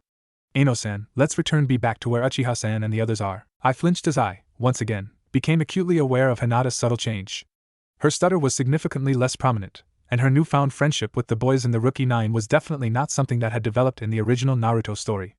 How the hell did everything get so muddled? Why are you being so, weird? Naruto's childishly impudent way of speaking gave me a brief escape from the horror that had creeped its way into my mind after witnessing that unambiguous display of how fucked I had made everything. We had made it into the house and past the living room, yet I still could not shake my ill feelings about my current situation. No reason, I'm just nervous to train with Shisui, I fibbed. You're training with Shisui? What? You broke the news to him first? And here I was hoping that I'd get the honor of doing that. Naruto and I yelped in unison as Shisui appeared behind us, placing his hands on our heads. I cranked my head to the side to make eye contact with the amiable Uchiha whose carefree attitude seemed just a little forced. For Naruto, this was a cute gesture, a funny prank of some sorts. For me, it was a warning. Shisui was keeping as careful of a watch on me now as I had kept on him. Whether it was due to Itachi exposing my odd behavior towards him a few days back, or simply the Hokage's uncharacteristic involvement in how my future would develop, none of it mattered. In the end, the only thing that held any weight was the fact that he was doing it at all. I knew there were no ill intentions behind his sense of security, but I couldn't help but feel cornered. I hadn't been stealthy enough, and now I was about to pay for it. Come on, guys. Tomorrow's our first day training, so it's best if you get a good night's rest. Naruto pouted as I nodded. I'll still be taking you to school, though, Naruto, Shisui added as a side note, reassuring the blonde. I wasn't worried about that at all. Naruto denied vehemently, but the tinge of red on his cheeks betrayed his desperate denial. And like that, together we walked out the back of the main clan house, neither of us getting a chance to bid the other members of the household goodbye. There was a sense of urgency as we stepped out of the home, and for the life of me I couldn't figure out the purpose behind such tense actions until we stepped onto one of the busier roads. We had been in the house for no more than half an hour, yet in that time, the news of Shisui's new role as my sensei had spread like wildfire. We all remained impassive. Naruto and I had gotten accustomed to prolonged stares, while Shisui had been professionally conditioned to adore and never betray how he truly felt. By the time we reached the apartment complex, we were all too overwhelmed with a sense of relief to really address anything else. My strange conduct received no further scrutiny, and both Shisui and I felt no need to put up a farce inside the home. Naruto had been oblivious to the situation, but even his nervousness had peaked as we became the Uchiha clan's favorite topic to discuss. I hadn't even noticed how fearful Shisui looked before we all were out like a light kick. A kick far too strong to be received by a child is bestowed onto me, courtesy of a madly disappointed Uchiha. I'm blown back a few yards, skipping along the dirt floor like a pebble across a lake. Punch. Begrudgingly, I retaliated, lunging at him with the grace of a bull. He didn't dodge. Instead, he chose to endure, a stretch of a word if I've ever seen one, the blow, and caught my fist with his abdomen. I flinched back, gaining more damage from my own attack, if you could call it one, than he did. He sighed. Your attacks are nowhere near the standard needed to even become a genin. Do you really want to graduate early? Before I could reply, he appeared immediately in front of me, reaching for the back of my altered kimono to pull me up to eye level. A sense of pure humiliation overwhelmed me. I grinded my teeth. Not particularly, no. Then why are you here? For the first time since I've started to train with Shisui, I heard real wonder in his voice. The manner in which he spoke held no ill feelings, just pure curiosity at why I was vacant of the prodigal skills that I was supposed to have had. This was all Irika's damn fault. He had jumped the gun after witnessing my above-par observational skills, and he had failed to notice that I lacked the strength, speed, dexterity, and basically every damn thing that was required of me to become a successful kunoichi. My patience waned, and unfortunately for Shisui, the innocent Uchiha became the victim of my spite. Why am I here? Why am I here? I repeated his question not once, but twice, to emphasize just how absolutely fed up I was. I'm here because, 9 months ago, a certain Hokage had a secret agenda that he needed to have pushed forward, and even though I'm not privy to any of his motivations, I'm still a goddamn part of this absurd plan despite the fact that I am completely and utterly void of anything that could resemble the makings of a great nin. Shisui looked baffled. That's why I'm here. I added the finishing touch. My exasperated rant didn't serve to silence the Uchiha for even a minute. That was brutal, he laughed. But anyways, let's move on from sparring for today. His resolve to properly train me hadn't faltered in the slightest after my outburst. Medical training. You liked it a lot when I taught you how to care for an injured nin, right? He smiled at my sudden complacency with the continuation of our lesson. The frustration that had bubbled over was now completely washed away. He was absolutely correct with his guess. I was the most attentive during the rare occasion where he didn't focus solely on improving my non-existent combat skills. My strength, for now, lay mainly in my ability to think, and thinking was vital to the delicate art of healing. It wasn't for any reason that he could deduce, though. It was simply my best shot at saving him. 9 months had passed since my reluctant agreement to leave the academy, yet I still felt as weak as ever. Sure, I had learned the basics of ninjutsu, and my taijutsu skills were far beyond what anyone my age at the academy could dream of achieving at their current age, but that wasn't saying much. It would have been abnormal if I hadn't momentarily surpassed my peers with Shisui as my personal sensei. Despite his best efforts, though, I showed not even a glimpse of a genius-level growth rate. If things had gone as the Hokage and Irika had predicted, I should have been beyond genin level by now, but I wasn't, so my focus vacated from learning flashy ninjutsu and taijutsu, and instead zeroed onto a much more humble section of the shinobi world. Medic training. The Uchiha massacre couldn't have been more than a couple weeks away, and the helplessness I felt was suffocating. Soon, far sooner than I was comfortable with, Shisui would have to face Danzo, and no amount of berating from the kind kid would give me enough power to even think of engaging in combat with the twisted root of Konoha. The only thing that seemed possible with my current level of skill was to try my damnedest at preventing Shisui's death after their battle. I'm sorry for snapping at you like that, I mumbled. Please continue to teach me how to become a powerful shinobi. Please continue to help me get strong enough to save you. Shisui's lips twisted themselves into that adoringly soft smile that I had grown so accustomed to over the past year. He placed me back down onto the ground and squatted to meet me at my eye level. The hand that had effortlessly plucked me off of the ground now settled gently on top of my head. Why would I ever not? You just haven't hit your shinobi growth spurt yet, that's all. But I'll never understand how'd you learn how to talk all proper like that. Not even Sasuke-kun puts that much effort into sounding like an adult. Like an adult? I almost chuckled. While my appearance might have suggested otherwise, I was an adult. He stood up again, now grasping my wrist. Tugging on it, He coaxed me towards the porch that faced the Uchiha training grounds. I was still panting from the harsh training he had just subjected me to. Not even the first few sessions with him had caused me to feel so winded, yet the urgency that came with his instructing made perfect sense to me. Shinobi were rarely the epitome of optimism, and Shisui was no exception to their often grave attitudes. He was well aware of the fact that his time with me, his time alive, was likely limited. The past 9 months had bore witness to a drastic change in the attitudes of the Uchiha. Though they had already seemed quite strange before, their odd behavior had skyrocketed in the past month or so. They, too, felt the pressure of what they thought would be their coup, and I couldn't help but adopt their nervous attitudes, seeing as the majority of my time was now spent putting up an innocuous farce while occupying what was unofficially their territory. Their fear, and their sentiments, had gradually rubbed off on me. "My, are you listening?" Shisui snapped his fingers in front of my face. Yes, I lied, he sighed, but I could still hear the endearing lilt to the exhausted noise.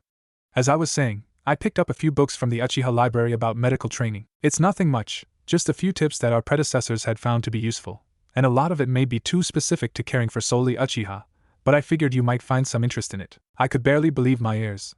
And no, I don't mind if it's specialized to the Uchiha at all.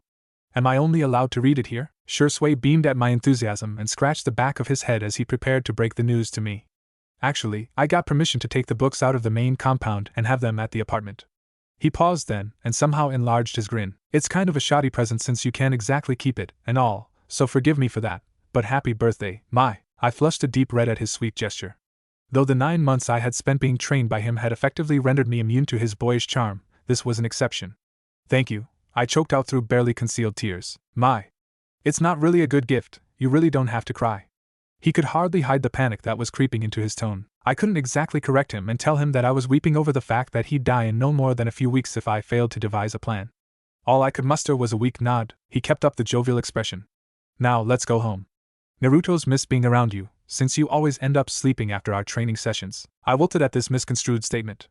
There was not even a single time where I had crashed the moment we got back to the apartment. I just simply pretended to hold myself up whenever Naruto got home, and hid under the guise of faux exhaustion. My resolve to stay as distant from Naruto and his friends as I could had remained strong over the past 9 months, despite how much I had grown to enjoy the kids' company.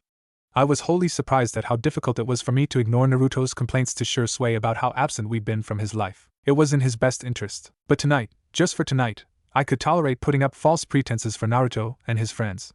After all, Naruto had been the one to set this all up. Naruto told you today was my birthday, right, Shisui? I asked to confirm my suspicions. Shisui hesitated, but then relented. Yes, but don't get mad at. It's not true, I abruptly interrupted him before he could speak in place of Naruto. The gesture was sweet. I wasn't going to get mad. It's not true, I repeated. What? September 17th is just the day I met Naruto. I had lied to him, and told him that I couldn't quite recall my birthday, and he decided that our meeting day would take its place. I was born on May 11th. I had stopped crying. I lied because I thought he wouldn't get attached to me if he didn't know anything about me. I blinked and paused, as if I had finally regained my senses.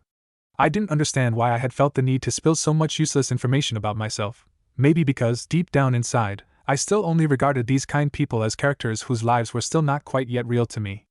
Anyways, let's head back. Naruto's waiting there with his friends, isn't he? My Shisui seemed to not want to let the conversation go, but to be fair, I wouldn't have either. Let's head back, I reiterated through clenched teeth. Talking about things like possible ulterior motives of mine had put me on edge, and for the life of me I couldn't understand why I had let such precarious words slip from my tongue. It was as if something about the topic, something about birthdays, had triggered a rabid reaction from me. It was at my birthday party, a wild one at that, when I died. With ever so loved friends surrounding me, I swiftly transitioned from someone who is to someone who was. I am 21. I was 21 TWNTY1 only 21. I pushed the eerie sense of dread to the back of my mind, and, judging by the reinstated look of excitement that appeared on his face, Shisui did too. If I hadn't literally seen his mouth move along with the words, I probably would have never thought that Shisui had whispered such a sentence. My, you don't have to tell me now, but I'll know the truth eventually. Tattered Geta sandals slam against a dirt road. My, why are we walking so fast? I'm tired, damn it, Naruto whined, reluctantly keeping up with my stride. I forced a smile. I forgot some stuff at the training ground. I want to drop you off at home so I can go back and get. The excuse was weak, and both Naruto and I were well aware of it. Okay, he relented, catching on to the urgency in my movements. The boy might have been carefree, but he sure as hell wasn't unobservant. I had every right to be on edge though. Shisui was about to die. The night of my birthday had gone smoothly enough, save for the glares I'd received from the children's guardians after the fact. For the first time since I'd come to consciousness in this new world, I had felt thankful for the company I had come to have, and then Shisui made his innocuous request. If it isn't too much trouble, could you go and pick up Naruto from the academy in 2 days?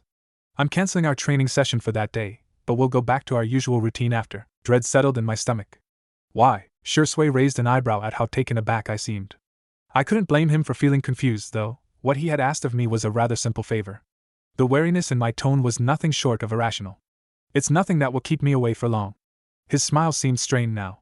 Lord Danzo has asked to have a meeting with me. My breath hitched, but there was little I could do to warn him of the looming threat of his death. He had no reason to question Danzo's intentions. Any word of caution would only sound like the ramblings of a madman. I had to act casual. Oh, okay, yeah? I can take Naruto home. He seemed perplexed at the drastic change in my attitude but didn't comment on it. Okay, thank you. He eyeballed my figure, catching a glimpse of my unintentional change in body language. My stance had shifted so much so that I seemed to be collapsing into myself, as if I were hiding from something that Shisui could not see. When he came to the conclusion that he could do little to comfort me, he gave a small sigh.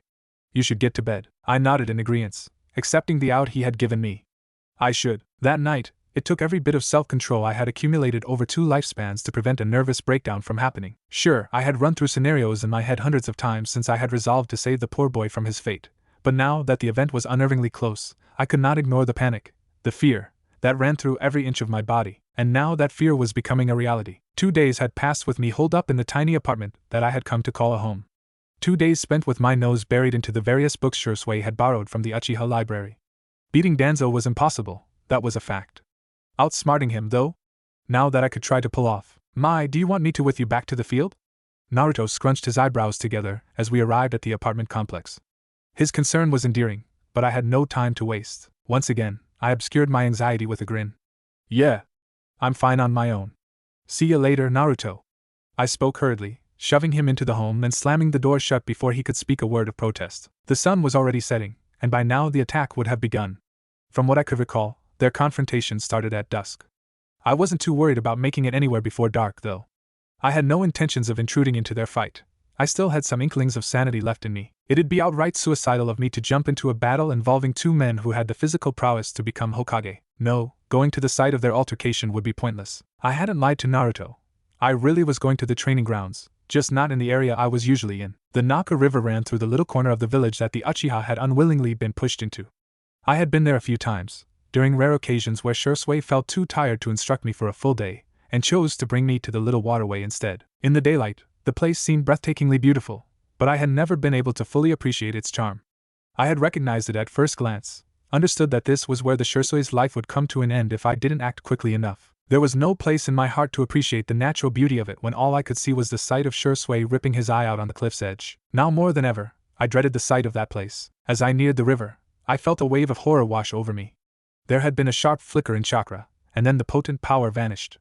There was no doubt about it. It had to be Shisui and Itachi. I urged my legs to move faster, forcing myself at the cost of my lungs to make it through the rest of the training ground. I was approaching it from the far side of the area, to the right of where Shisui and Itachi stood. Any concern for my own well-being had been pushed to the back of my mind as every precious moment I had ever had with the Uchiha came forward. All the times he had meticulously bandaged my scrapes from a particularly rough training session. All the times he had consulted the other senseis on how to be a proper one for me, thinking I would never find out. All the times he has shielded Naruto and I from the scrutiny of the village. He was too kind, too gentle to have been caught up in the coup. If I let him die now, I'd never forgive myself. The mere thought of him perishing in such a cruel way instilled even more vigor into my sprint. My mind and body only focused on one objective, keeping Shisui alive, so much so that I never noticed the moment the sandals had fallen off of my feet, or when the deep gash in my exposed thigh had appeared. In that moment, not a single thing could stop me from saving that boy. For the first time since I had been reborn into this strange world, I felt desperation for someone other than myself. My mind had always revolved on figuring out ways to prevent myself from dying an untimely death, again. But now here I was, tossing myself into a deeply rooting conflict that I could never dream of solving on my own, and all for the sake of a person who I'd already known would die. How earnestly I wanted to prevent the boy from proceeding with events that could have been set in stone surprised even me. Finally, I broke through the large cluster of trees, shaking from head to toe due to heavy breathing and dripping with sweat. My mind scanned the horizon for the 2 boys, and, just as I had feared, they were both exactly where they were supposed to be. My existence had done nothing to convince Shisui to live on despite Danzo's treachery. Their conversation echoed throughout the ravine below us. They made no effort to conceal the words they were exchanging, not even noticing my presence there with them. As useful as the Sharingan was for tracking, it did little to alert them when their minds were whirring with the knowledge of Konoha's deep-seated darkness. Itachi's face remained stoic as Shisui spoke, and Shisui's face seemed resigned. Make sure Mai and Naruto aren't too sad, okay? There was a change, then, the first slight difference in the way things should have gone. Instead of a vocalized hope that entrusted the affair into Itachi's hands, what Shisui had chose as his final words focused around two people who had never been relevant at this time in the story. What little breath I had caught in my throat as what Shisui had said processed through my head. Tears welled up as I backed up, making a final decision, too. Shisui stepped backwards, both eyelids closed and bloodied. I leaned forward, knees bent to split the skin even further than it already had been from the harsh trip to the river. His feet left the ground, and he plunged over the edge. Just like last time, Itachi surged forward, reaching out a hand that never got to grasp Shisui's own. Unlike last time, however, I was sent plummeting from the cliff too, courtesy of my own rash thinking. I clenched my jaw, squeezing my eyes shut as I braced for the impact of Shisui and Ai's bodies. The collision did not dissatisfy my expectations. As we clashed, the harsh sound snapping bones was heard throughout the ravine, echoing off of its walls. Shisui gave a startled cry, but though his vision was gone, he immediately recognized me.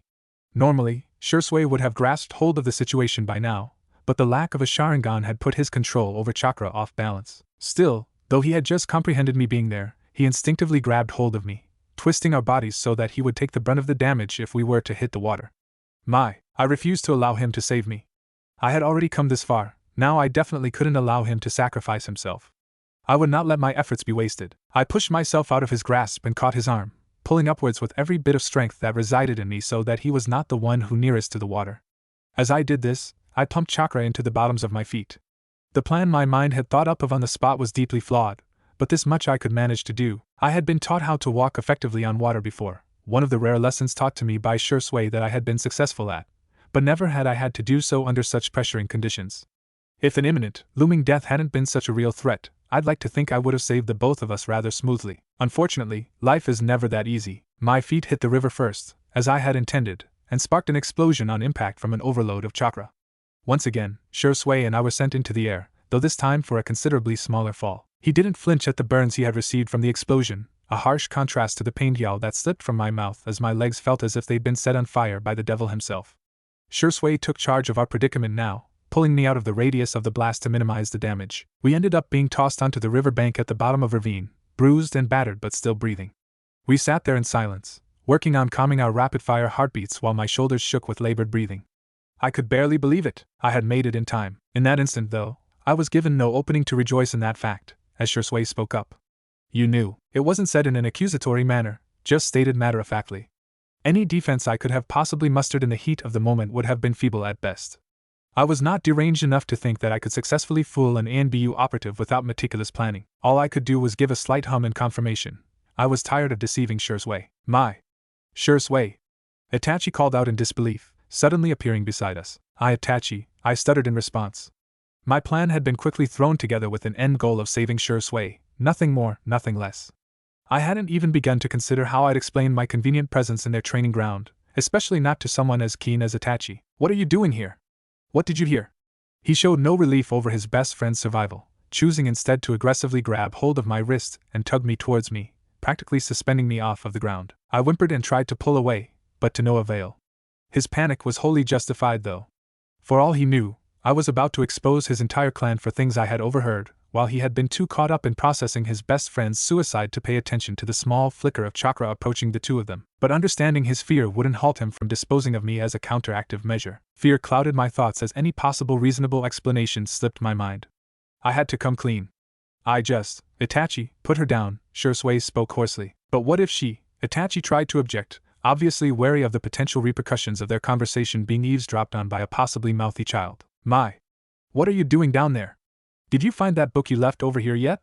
I froze at the sound of Naruto's voice being carried down from above us, a reaction I shared with both Shisui and Itachi. He had somehow followed me. The kid was stealthy, that much I knew. A few years from now, he'd be the bane of all ANBU operatives' existences, somehow escaping their wrath after his infamous pranks. But even so, the skill needed to pull off a prank was nowhere near the level required to obscure your presence from two monstrously powerful men, especially when you had the chakra of a raging Kyuubi in you. Naruto's appearance was puzzling, to say the least, but I was nonetheless grateful for his role in keeping my secret, well, a secret. No! I haven't found it yet, I shouted back, ignoring the pangs of pain that grew worse by the second. Itachi and Shisui were both dead silent, either of them wanting to speak up and risk Naruto coming down.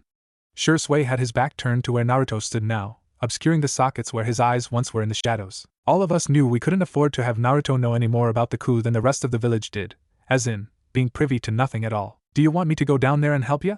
Naruto asked. I stiffened. There was something off about the way Naruto was speaking. It wasn't something the two Uchiha boys would be able to notice.